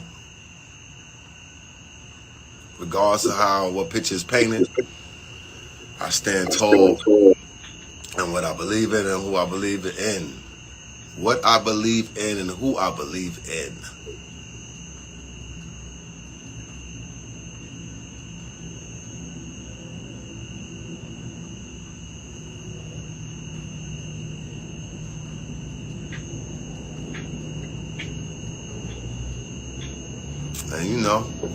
that's about it. I want to give a special, a special, also special thanks to that angel queen. When it comes to Miami Entertainment Law Group with Sean Thomas, people don't even understand. When you got somebody who really ride, who really, everybody, yeah, it's about money and business, and that's what make it go around. But when you got people that go that extra mile for you like that, to a point where they'll go, what's being framed right now, what's happening right now, in order to give people their closure and their real peace, it's something short of amazing. And LaShawn Thomas, you are amazing. And the people that are against that, and they're committing all those heinous acts and trying to paint that picture. The people that's trying to take away from somebody who worked hard their whole life to even if it killed, even if it dissolved some of the most important relationships in their life, whatever, including me, like you don't want to think that the people that you working the hardest for and making more money off of it than you will put you in a position where you look and being treated like some invalid, where you got to be pushed around in some wheelchair and fed in shores, and you clearly not there yet. Nothing against insure. Health is wealth. There's much more things you can put in your body. And right now, the person that you're seeing, and I'm talking about my ex-wife, the person that you're seeing now moving around and getting her wits about her and her wind beneath her feet is all due to my son's relentless work. Okay, I just wanted to had to see what he was saying. Like, is he calling Wendy invalid? No, but he's basically saying the powers that be that has, her management having her look like, pushed around and looking sick or whatever. People taking pictures of her, this and that. She's saved now. My Lord have mercy. This was crazy. I was like, OMG, Kevin is here to get that bag, baby. He's right in the mix. And I guess he wanted to tell his side of the story because he wants to do more things. He wants to be promoted. The book deal, he talked about reality TV as well. And he knows a lot of people have a lot of disdain for him. So therefore, he's trying to tell his side of the story because he got this lawsuit going on. So he wants to get the public opinion. And also now he wants to speak because Wendy ain't speaking at all. Like she's quiet. Other than Good Morning America interview that she did over the phone with no cam, no nothing. So we don't really know what was going on in that situation. But, he wants to convey to the public that he was there. He created this. They worked together. They built. They did all this other stuff. They built, he didn't even know that he was going to have an opportunity like he had when he met Wendy. And she making him her manager open up the doors for him. But he wasn't satisfied. There was a lot going on in that marriage, especially cheating for years, having the parties. Charlamagne the God came out here and said he was out here cheating. And he soon he seen Sharina Hudson. He wanted her because she was a video vixen and people liked her. Charlamagne the God said he went and told Wendy that this man is doing this to you. And Wendy, fired him, or, Kevin Hunter fired him, and that's what started their beef. But also he's saying that he wanted to have another child. You know what I mean? And he knew Wendy couldn't give him another child. Why couldn't they have a surrogate? Why, they couldn't adopt? They could have did something else. They could have talked about it. He could have made it more of an issue that he wanted another child, but he couldn't have another child because they were working every single day, almost every single day. And he only missed 3 days out of work. So it was hard when they first had Kevin Hunter Jr. as well. So having another child with Wendy would be very difficult for her career, or having another baby, adopting, getting a surrogate, or whatever the case may be. Use Kevin Hunter's sperm to impregnate another lady or whatever the case may be, and they could have built from there, but that would mess up the finance and the money that they was trying to build. So he wanted to have the best of both worlds, and he fell in love with Sharina Hudson, and she stayed on the sideline for years, and she was okay with that. She was content with that, because at the end of the day, she ended up getting him, and they're together. Norris, Tony. Hey, what's up? What's going on? How you doing? Hey, I'm good. So tell me your thoughts on Kevin Hunter. Tell me your thoughts. Norris, Tony's in the building. Tell me your thoughts. Yeah, he ain't got no lawsuit. What lawsuit? You ain't even work. You weren't even employed by that company. he don't have a lawsuit. That it's a joke. That live is a joke, just like him. So it's like, and the only reason why he really talking now and, trying to sue is because I think he wants his money, his hands on Wendy's money from that bank. He want to somehow get some of that, get that money so he can share it with Sharina. You ain't telling no lie. Yeah, so it's like in the reading, he talking about he want to write a book. The reason why you want to write a book now is because you running out of time and money. That money getting low. And then he talking about that Sharina is a savior. What did she save? She ain't no prize, and neither are you. And it's like she ain't no savior. She just a chick that you laid it low and spread it wide for the whole for multiple years while you was married and created a baby. So she, so you and her are a joke, and it's like he sound like a fool, and then he trying to insult Wendy at the same time. It's like, why even do that live if you gonna diss Wendy? Did he try not to say her name? Then he said her name. Yeah. Then he said it. Yeah, he's a poor excuse for a man. He living off of her money. Instead of cheating on her, he should have tried to create his own business or at least get a job and try to create his own wealth. So he could, create a legacy for himself. That's how you can build a legacy or create some kind of generational wealth. It's work. But instead, you wanted to sling your penis around and mess around with this group or this homewrecker who gonna probably leave you if you get broke. Probably leave you broke and alone, and that'll be your karma. And she'll get her karma too eventually. Well, he said that he wasn't building a leg. He said that, he had the grind and the hustle on with his 10th grade education. So therefore, he put everything on a back burner and he built Wendy up, and they had a plan, and it was to go all the way to the top with it. So he put his ideas, his dreams, and everything on hold. Well, while Wendy was working, he should have been working on his business. Facts. That's what he said. So that's not her part.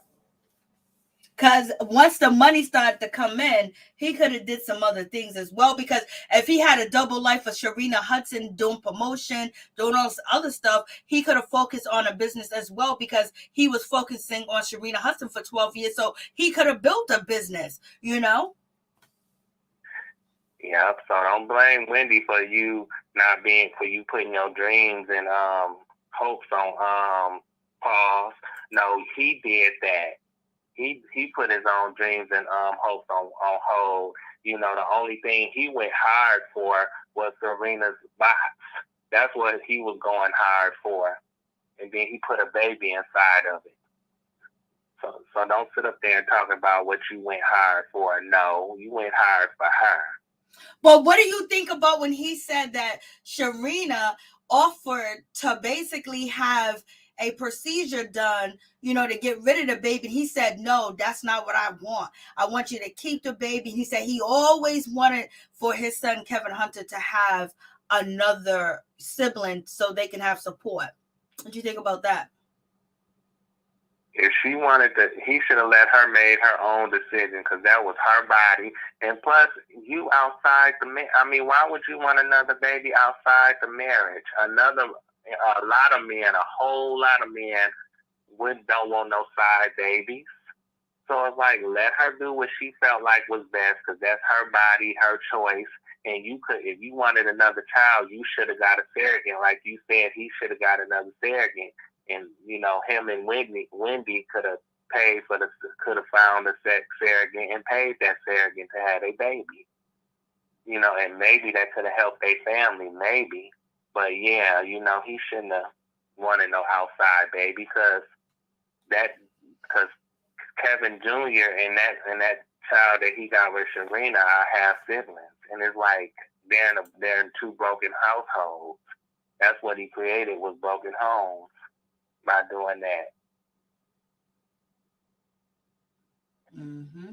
So, yeah, I was like, that's a crazy situation as well. Like he said he always wanted a second child. Then how come you didn't have a surrogate? How come Wendy should have been in counseling?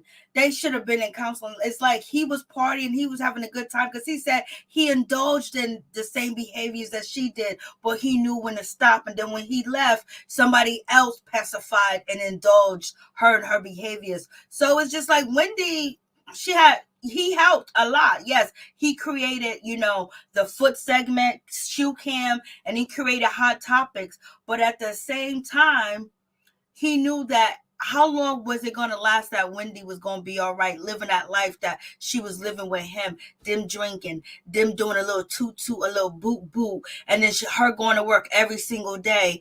I mean, not every day, but, throughout the week, and not ever missing a day of work. He should have known as well. If you're going to be the manager, then manage. Make sure she gets some time off. Make sure she has all this other stuff put in place, to basically stop the addiction. And he said that when Kevin Jr. went to, Honduras to go see Dr. Sebi, Wendy should have went. Then why didn't you bring Wendy? No, she needed to work, right, to keep that money coming, but you brought your baby mama. yeah, and that's a big slap to the face, and that's trifling. And trifling as his looks. He just needs to, take his dog face behind somewhere and have several seats. Ain't nobody interested in what he has to say. And like somebody said earlier in the comments, he could take that book and sell it at the dollar store, because it ain't gonna be worth more than $1. Lord have mercy. And then he said he got people hating on him, and somebody was obsessed with him. Who hating on you? You ain't did nothing for nobody to hate on, and plus nobody is obsessed with you. You don't have nothing for nobody to be obsessed over. So it's like, and then when he's stuttering, it sounds like he's lying. Facts. That's when that static kept coming in that video, because you was telling several lies. It's like that song written all over your face. But like I said, he did, like you say, help her. But at the same time, he didn't help her the way he should have. Like you said, they could have took vacations together, celebrated their success. But it's like you wanted, like he said, he was living off her money, and he wanted to have her make all the money so she could take care of him instead of him building his own wealth. Then he said that she had to have 2 blood transfusions. What was going on in that situation? And it makes you think the people that are supposed to be handling her and her new management, her son had to bust down the door to get in there so she can have blood transfusions. Like, yo, this is crazy. Like, Wendy almost departed a few times. Yeah, lucky for her son. All that stress. Yeah. because of all that stress and drama he put on us, from working and all that. It's like he a bum in my book. He's a bum. Also, let me add this credit.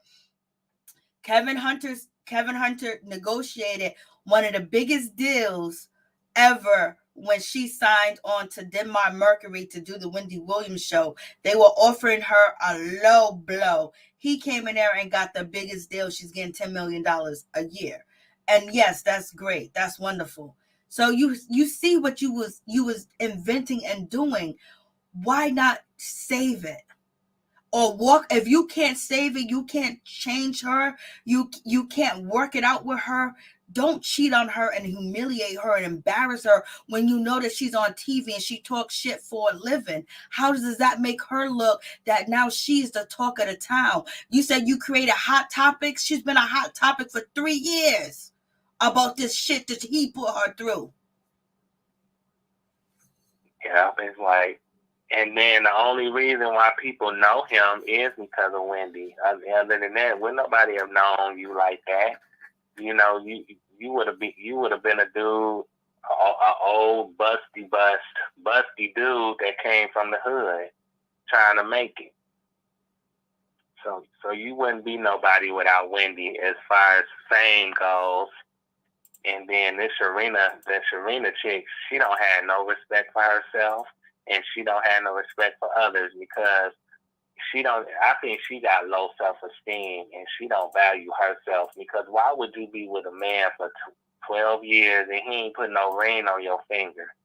He don't even value you enough to even marry you. He left his woman for you, but he can't marry you. Because that bag would be gone.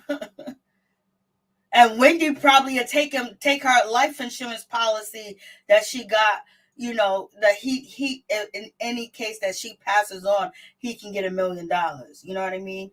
So, them making 10 million, her making 10 million, them making them big deals. $1 million is not a lot, compared to what they were getting together.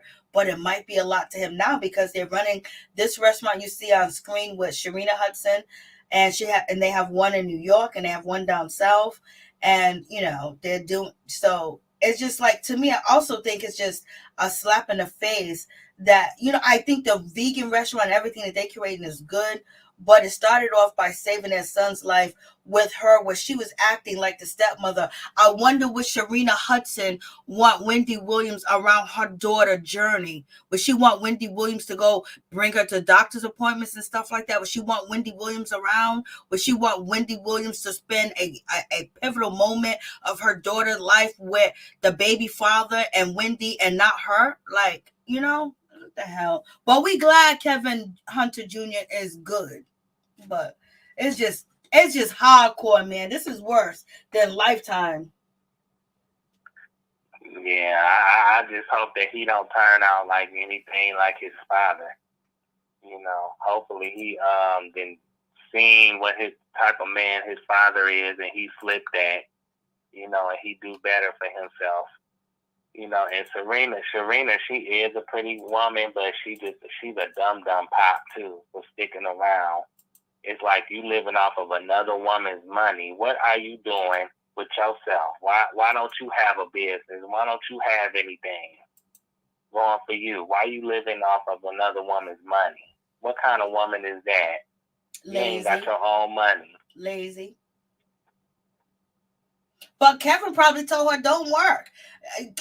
She had a big ass mansion, out there in New Jersey. And before the mansion, she had the condo, and now she got the restaurant business. So he probably didn't want her to work because he probably didn't want no man looking at her. He probably was very obsessed with her, because that's what Charlamagne said, that he was obsessed with Sharina Hudson when they first met, because Charlamagne and Sharina Hudson both come from North Carolina, and they both were good friends and everything. And they, actually met Kevin Hunter and Wendy Williams around the same time together. That was his friend.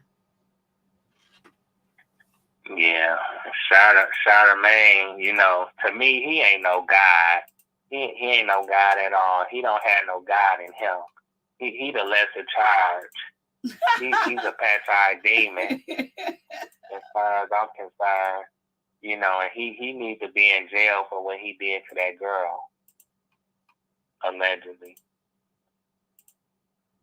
You know. And then when the stuff he be talking about on the Breakfast Club, it just be ridiculous.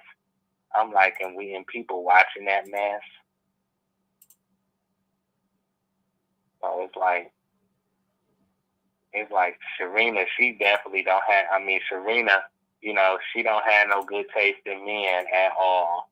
And you know, Wendy, it sucks that she had I heard that she had a husband before. Oh, she did have a man before Kevin. She had a man. Yeah. I don't know why she didn't go with that man and she picked this one. Because this one was giving her everything, you know. Back then, when he was giving her that money, it was a whole lot of more value to it than what today is, because today is so much inflation that the dollar is not really that much money, because this is why they're raising prices on everything, because the dollar has lost its value. So she was getting like, look what she was living at. She had a housekeeper and everything. And then he ended up putting her in a big house. She's supposed to be a massage therapist or whatever. She was helping him. Why would she go to work? Why would she do anything when this married man was with her more than he was with his wife? Because while Wendy was working, he was running around with her, going shopping, going to Whole Foods, buying milk, eggs, bread, and everything, even having mail coming to the house. That's how they discovered that the house was Kevin Hunter's and Sharina was living in there, because mail was being sent there, and that's how the Daily Mail found out, because they looked inside the mailbox, and it had Kevin Hunter's name on the mailbox, and that's how it got discovered. You know, somebody dropped a dime about, you know, this woman call is now being recorded. He was seeing with around the corner. So she wanted to be a kept woman, and Kevin was the best one to keep her, and he got good game, I guess. Yeah. Could you imagine being a side piece for 12 years, 10 years? And a broke one at that? You got to live off somebody else's money? That says a lot about yourself. No, it don't seem like she got any education. She don't have no common sense. Everybody should have a plan B. And her plan B should have been trying to have her own business and build her own wealth, just in case this situation don't work, because Kevin's value is going to go down sooner or later. He's not going to keep getting Wendy's money. It's going to run out just like him. And he going to get old and dusty, musty, crusty, and ashy, and ain't going to have nothing to offer her. So it's like, while she young and beautiful, she still got an opportunity to do something for herself. So she needs to stop being codependent on this man. And you don't want to end up like him, because, you know, he's codependent. And it's like he passed that on down to you. And it's just like, come on, girl, have some self-esteem, have some confidence in yourself, get some kind of common sense. Because this bum right here, this bum, he don't have no common sense. He never did. He's just a user and a freeloader. And like I said, if he would have loved Wendy or really supported her, he wouldn't have been cheating. He would have been by her side, you know, helping her, you know, build wealth, or shall I say, building an empire. Him and her could have kept building that empire together. Instead, you let your horniness, your hormones do the talking and lead you into a direction or to a person that you shouldn't have been with. What's up? No, listen to, you got time? I'm going to put Sherri Shepherd on. What she yeah, I remember. I seen her earlier. I seen your video earlier. Oh, you heard what she said? Yo, she was like, yo. I was like, what do you think about that? You know, really, I mean, I like Sherri. I hope that she can do well. You know, everybody knows she ain't gonna be like Wendy, but I hope that she does well on her own. You know, I'm glad that her dream come true to get her own show. but the information, what's going on, how y'all do that, they wasn't even, let me see if I can find it, they wasn't even going to give Wendy another shot. Well, in a way, why would they? So this is what they was in Williams show would have been on. Okay. A talk show in the time slot that Wendy Williams. Hold on, everything will be all right. So anyway, don't worry about a thing. Hold on, you can make. Came to me, excuse my hair. Hold on, change is coming. Hold on, everything's on. Don't worry about a thing. Hold on, you can make it. Hold on, everything will be all right. So anyway, Debmar came to me and offered me a talk show in the time slot that Wendy Williams' show would have been on, because her show was ending. This was actually, even if Wendy was there, this was supposed to be her last season. Unfortunately, it didn't end the way everybody would have liked with Wendy on it. So, because it's a business, I got this music in my ear. But because it's a business, and that Debmar-Mercury is contractually obligated to produce so many episodes of Wendy Williams' show, whether Wendy is there or not, or they're in breach of contract. So if you guys, I don't want to talk to you like you don't know anything. You know how business works. So what they had to do, they were trying to do reruns of Wendy, but you probably weren't going to stay for all the reruns because you had seen them before. So they had to get co-hosts, turn this music down. They had to get co-hosts to come in and fill in for Wendy in hopes of getting the ratings, because ratings are how you get advertisers, how you get those morning saves, how you get the trendy Wendy's. You want advertisers, the commercials. TV is all about advertising. You want those commercials, those brands to align themselves with your show. This is why Ellen DeGeneres is able to give away $100,000 to some very blessed person, because brands come in and say, we want to align ourselves with you, Ellen, because your ratings are high. So in order for the Wendy show to continue this season, they had to have live hosts fill in for Wendy, which is why they brought in Leah Remini, Michelle Visage, Whitney Cummings,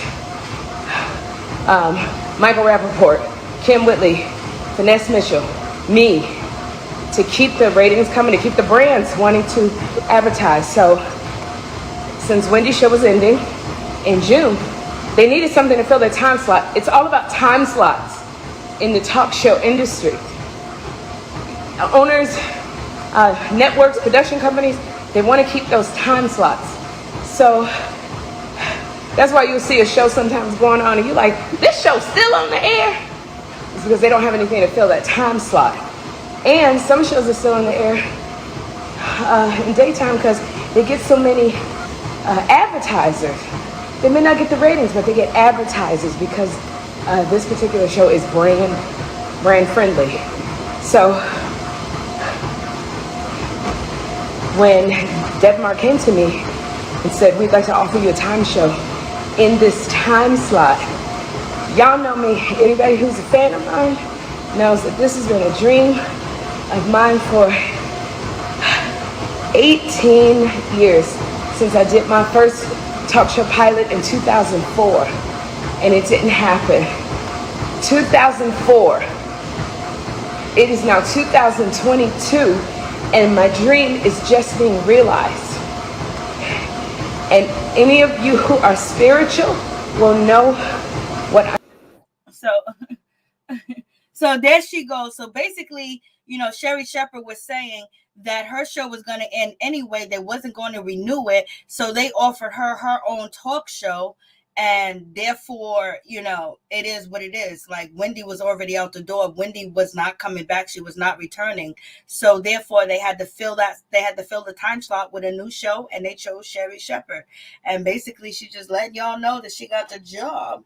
And she didn't take Wendy's job because Wendy's show was going to be canceled and her contract wasn't going to be renewed. And I was surprised that she said anything, because usually she was quiet, Norris. Yeah. But I think Wendy, you know, she, instead of trying to make a comeback on TV, I just think she should retire. To be honest, it's like she didn't have her run. It's like if she do come back, you don't know what state of mind she gonna be in, and if she gonna ever return back to her original form. You know, with all the problems she done dealt with and what she been through the last year or two.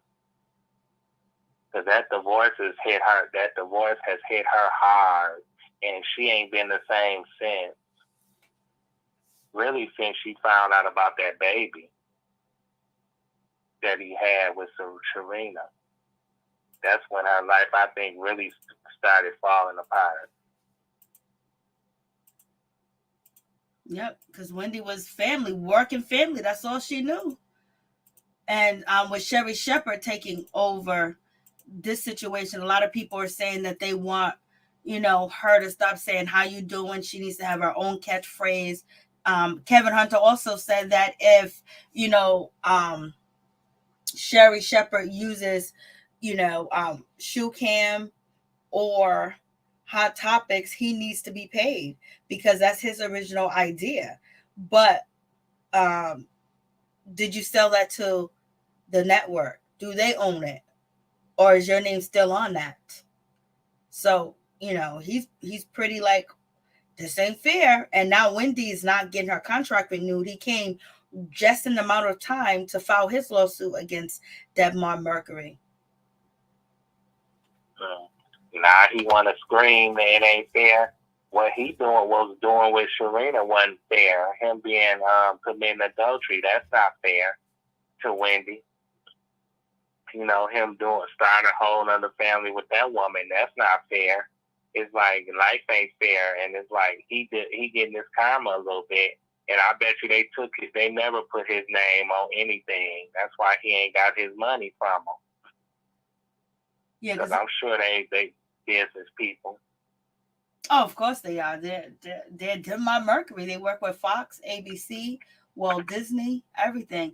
And somebody in the comments said, Cassie, I think that's why he's coming out to sue as well, because now that they're firing Wendy and they fired him, so now Kevin Hunter said in the video that he was just going to back away and walk away from it if everything was okay. But now that Wendy has gotten fired and they fired him and they turned on him, now they're turning on Wendy. So now basically this is why he's saying that he is suing. In so many different words. If everything would went well with Wendy, he wouldn't be suing. But since it didn't, he said that he was okay with the loss that he was supposed to have, because initially he's saying that he's supposed to get a percentage of what they are making as being Wendy's manager. And when they fired him, he didn't get nothing. And he probably won't get nothing. He probably be wasting the court's time and his own time. Because them people probably will bury him in the courtroom. I can't with you. Probably going after his character and everything. They'll use everything he done against them. They'll do whatever it takes to make sure he don't get nothing. He said he probably ain't gonna get nothing. He's wasting the court's time. Lord have mercy. You're too much. I'm in a reading spirit. Go ahead, read them down, baby. Yeah, he crazy. He's ridiculous. It's like, why you know he wasted the people's time with that lies. He wasted his own time. Like, he didn't take accountability nor responsibility for his actions. So it's like, you know, he didn't own up to nothing. He talking about I took accountability for all my actions. When, if number one, and number two, if you would have, you wouldn't have been dissing Wendy at the same time. So it's like you contradicted yourself big time with them horse teeth. He was looking like he was ready to cry. He was looking like, I don't know what's going on with this video and what made him do this video. I guess he's hearing all the talks and all the speculation about him actually having this lawsuit, and he wanted to justify his relationship. You ain't got to justify nothing to us. It's what you did to her, and you knew. He talked about, oh, she was this, she was that, she was sick, and all this other stuff. Now my son's going through it. Do you see the tumultuous thing that you caused? You see what you caused? See what you did? And then on top of that, he said, I would do it all over again. Lord, help me, Jesus. He said, I would do it just the same. See, now that's not taking accountability at all. At least if you don't take accountability and accept responsibility for your actions, you would at least say, if I could go back and do things differently, I would change some things. But he's saying he ain't gonna change nothing. Then you shouldn't be apologizing for nothing. Then if you wouldn't change what happened, facts.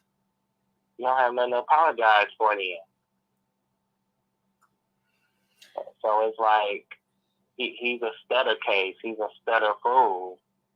It's like he's an idiotic moron with no brain. And the thing about sorry.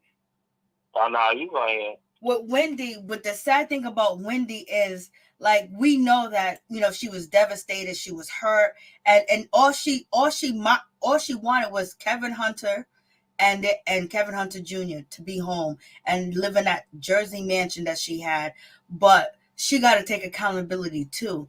You can never let nobody bring you down to the lowest of the low, where you throw everything away, where you don't even come to work, where you keep poisoning your body. What you're supposed to do is have that comeback. What you're supposed to do is be happy. You should kill them with happiness. And just to see the turmoil, you can never let nobody get the best of you. You got to love yourself more than you love anybody else in this world. You can't let nobody take your dignity, your pride, your hope, your career, your dreams down the line, and then you start doing things to destroy yourself and kill yourself, when you know you have to be witty, when you know you have to be on point, when you know you have to be in front of millions of people and things of that nature. You know, and she should have got some help. But when you're suffering and you're depressed and everything else, somebody should have been giving her some help. It should have been forced on her. And that's one of the things Kevin is saying, that they just let her spiral even more after he left. But he caused the spiraling. But the point is, don't let nobody get you to the point where you can't even get your money out the bank, where people are considering you to be senile, where you can't even, you know, go back to something that you love and you built. I mean, it must hurt, because she built this with this man and they worked together, and she thought that she was probably doing everything she was supposed to do. But he's drinking and he's doing a little toot boot boot. They're partying, they're going to late night after clubs. Maybe he had a stronger, you know, toleration and could quit here and there, but doing that with your wife and allowing that to happen is a bad thing as well.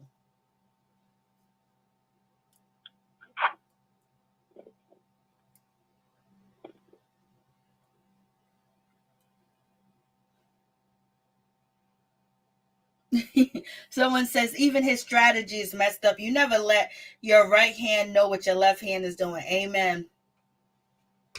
This is a complete mess. So why did Kevin even why do you think he posted that video, to let us know he's writing a book? You know, because he was bored. He was tired, or he was bored, and I guess needed something to do. Or either he was just cocky and arrogant. He letting his cocky and his arrogance get the best of him. Because it's like he putting her down and talking about his health and all that stuff. It's like he bragging about himself. And it's like, dude, you ain't got nothing to brag about. You ain't nobody's prize. You ain't did nothing special. You still look the same. So it's like you should have stayed in the bushes and said nothing, like you been. I said, why you think you made that video? You said because he didn't have nothing to do. He don't work. What he do? I mean, he don't have a job. He living off of Wendy's money. They got the restaurants. Don't forget the restaurants, the vegan restaurants. I wonder, are they getting any people in that restaurant? Lord, I don't know.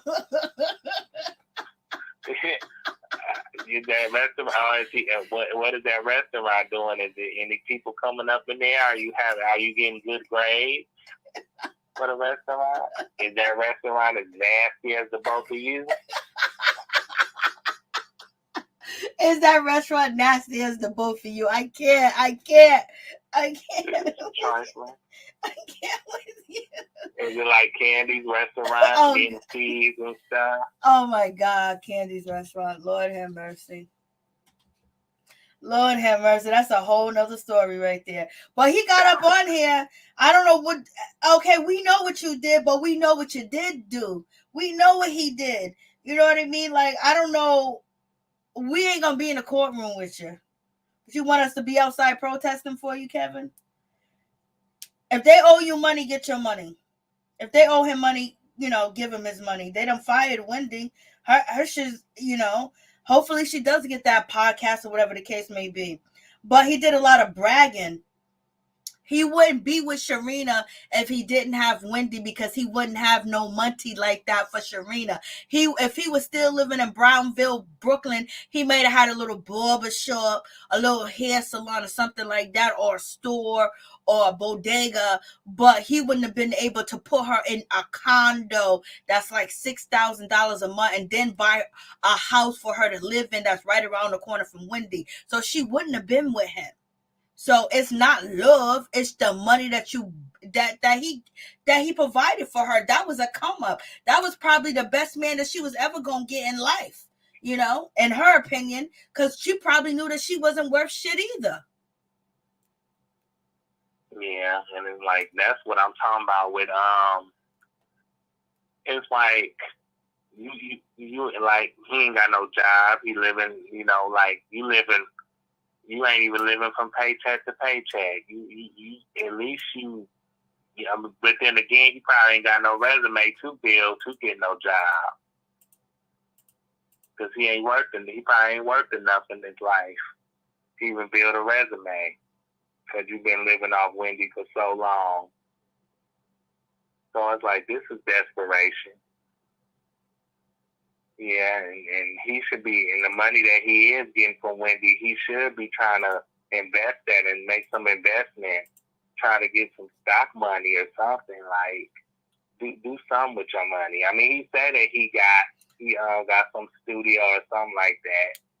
A publishing company, Hunter Publishing Company he's talking about, and he got some people working with him. Homegirl from Escape, Tamika, she's writing a cookbook, and I guess he's gonna publish it, and somebody else. So he's publishing books. So I guess he's actually really going to be publishing a book about Wendy Williams, a tell-all about everything they went through. Lord have mercy, because he said he wasn't happy with the documentary. He said it didn't tell the true story. It didn't thank the right people, and it showed the pivotal moments in their marriage and what happened, what led to this, what led to that. So he's not happy about that. So he probably, his baby mama's probably souping him up like, they ain't gonna look at me, but you still got the Wendy Williams, audience looking at you, so you might as well do something because people gonna want to know. So, Lord, yeah. The thing is, she ain't nobody to look at. You ain't got nothing for nobody to look at. So it's like the only thing we see when we look at you is a side chick, a side dish. It took you 10 plus years, or took you a decade to finally be, his main woman that he can't marry because he's living off of another woman's money. So it's like you ain't got nothing going for yourself anyway, girl. So you ain't nobody to look at. You know, you just a pretty face with no brain. Yeah. But it's like, Kevin, it took you multiple years, many years to get that publishing company when you could have been did that from the beginning and could have put out multiple books and still been married. But no, you decided to go out there and have you some fun, some cheating fun with no money, and you didn't even benefit from that fun. You know, so it took you to get divorced for you to benefit off of anything. And you didn't even do it yourself. You didn't build no wealth. Was he spending all that money on this girl and just blowing money and stuff? But he cheated, so you know that kind of like messed him up too as well, especially in New Jersey. When you cheat, you can't get half. That's one of the reasons why he didn't get half, because he got caught cheating. Shit, he got caught cheating by the Daily Mail. Yeah, he shouldn't have been able to get nothing since he since he got caught cheating. I thought that when you get caught cheating in a relationship, you ain't really supposed to get no spousal support or nothing. But I learned from the Mary situation that, you know, and I'm glad she ain't got to pay that much money no more to her ex. And that woman ended up leaving Kendall Isaac too afterwards. She ended up leaving him. He ain't still with that young girl no more. But this one ain't gonna go nowhere. She's been there for like 12 years. Where's she gonna go? And he's been promising her all these sweet things. Look, she had to wait all these many years, but she got a house. She could have brought her own house. She could have had her own condo. She could have had her own business. She could have had a man from the beginning that didn't have no kids, and they could have created their own family without outside kids. She didn't have to have none of this shit happen to her, but she just clung on to this man and she stayed on him. She could have did the shit for herself, and at the process found someone help her and build her at the same time, and found a man that wasn't belonging to somebody else and had a child with and a career with. This woman's on TV, but some people, oh, he's famous. Oh, she's famous. Let me get him in bed just to say I had them, so they can throw it up in the air and they can be talks of conversation. Oh, because they can't be Wendy, so I'm going to be the next best thing to Wendy. I'm going to sleep with her husband and I'm going to be with him for a decade.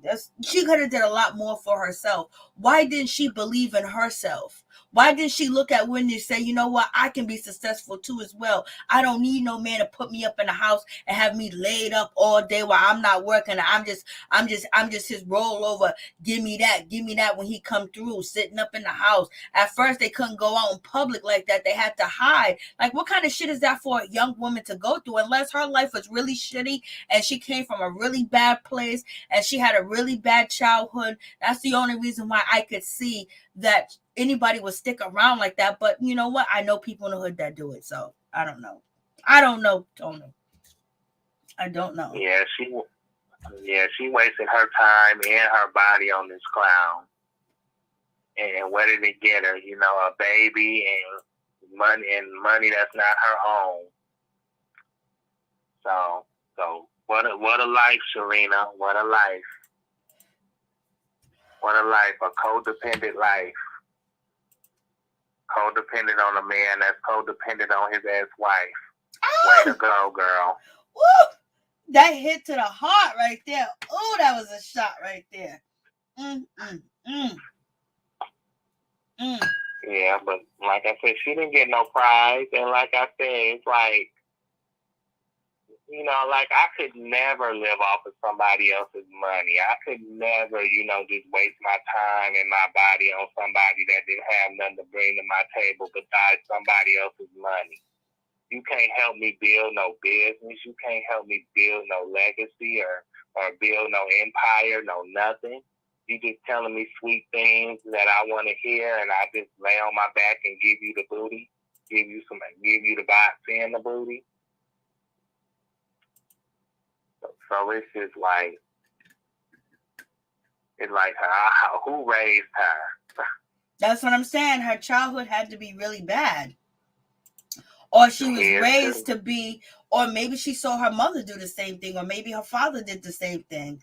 But to leave North Carolina and just become a kept woman to a married man in his house, and then now you get pregnant by him, then you have to live under disguise, and he's still going home sleeping with his wife whenever that may happen. But at the same time, knowing when he ain't with you, he's probably with his wife. And then you calling, like, how could you even put yourself through that? I got too much self-esteem. If I ain't number one, I ain't number two, and I ain't number three, and I ain't number four. I'm selfish. Yeah, but she can't be selfish because she ain't got no ring. So she ain't had no. I mean, the only choice she had was to leave. But like you said, she decided to stay for all them years. Though all them years, shit. But I know some women like that. I do. I just hate to see somebody beautiful like that just waste their life on trash. I wonder if she's gonna have any regrets, or she just thought that this is the best move in life. I wonder if she ever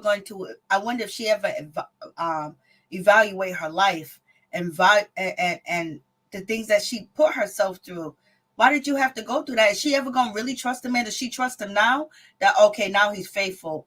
He's faithful, but she might step out because she's gonna remember what she used to go through, and then some other man gonna come through, and then she's gonna say, "Well, he did it to me," and this is a pattern that that's gonna continue to happen, especially if it happened in her childhood. So she's definitely going to step out on Kevin.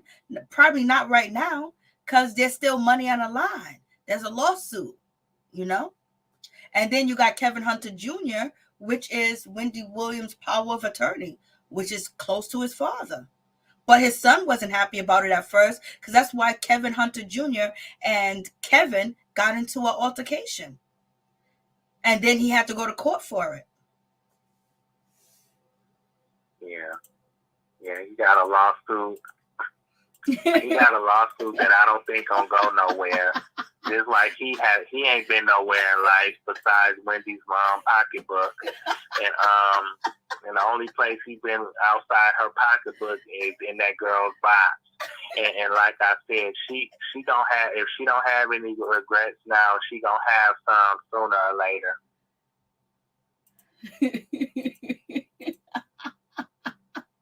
Then what you gonna do if you go broke? You gonna have to sell some clothes, or you ain't gonna have no choice but to get a job.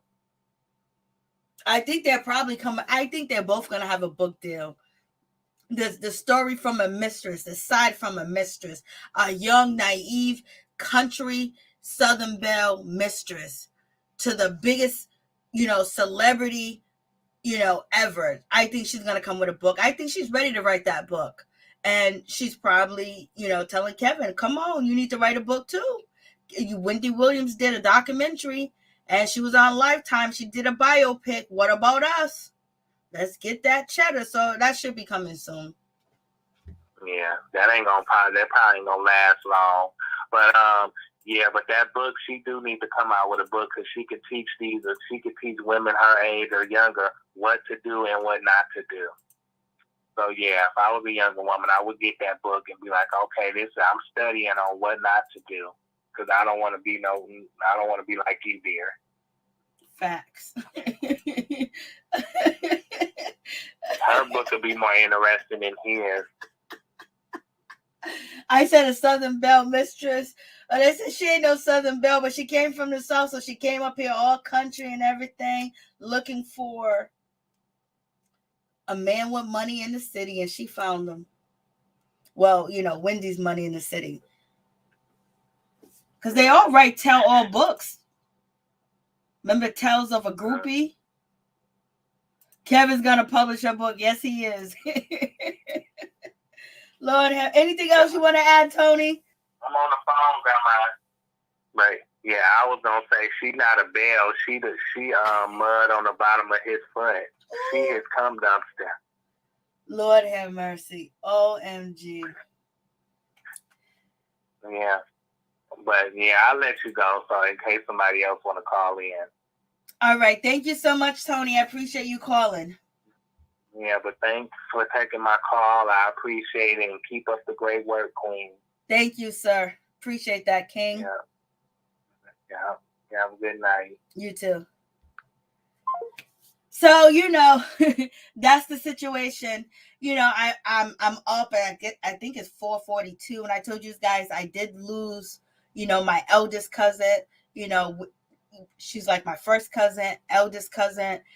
She died at the age of 49, and I love my cousin. I miss her. And you guys, please keep my family in your prayers and things of that nature to heal my auntie, because she done lost her the firstborn grandchild. It's not here anymore, but she's not in pain anymore. She's not suffering anymore. I love you, cousin. And I send healing to my family, because this is like a real devastating loss. Because not too long ago, a year and a month ago, I lost my grandmother, and now I lose my eldest cousin. So please keep us in your prayers, and also keep Latavia J in your prayers, because she was in the comments and she recently lost her father. And sorry for your loss to the young lady, Lemon, that lost her mother. Death is really hard and difficult. It really is. And so I couldn't sleep, and I was like, let's just go live. Let me just go live and talk to my peeps and my peoples. Peep Squad is in the building, baby. But thank you guys so much. I appreciate each and every one of y'all. And I really appreciate that y'all was so active tonight. OMG. Oh, it took my mind off of a lot of things. Thank you, guys. And I appreciate y'all. Peep Squad is in the building. We shall talk again. Much love to all my peeps and my peoples. Peep Squad is in the building. Hey, just a T, please. Hey, Lashana. Hey, Rashida Libra. What's up, Tia? What's going on? How y'all doing? Thank you for calling in, Tony. I appreciate y'all. I appreciate you, Angelica. I appreciate you as well. There was a lot of people in here, and Tia, you guys were really excellent. Thank you guys so much for all coming through and being up with me early in the morning, y'all. We up early in the morning. It all depends on where you at and what your time zone is. My time zone is 4:44 a.m. in the morning. What is y'all time zone? What's going on, y'all? Thank you guys so much. I appreciate each and every one of y'all. Y'all have a blessed night. Peace and love. Peace and love. Thank you, guys. I appreciate y'all. Good night, or good morning, baby.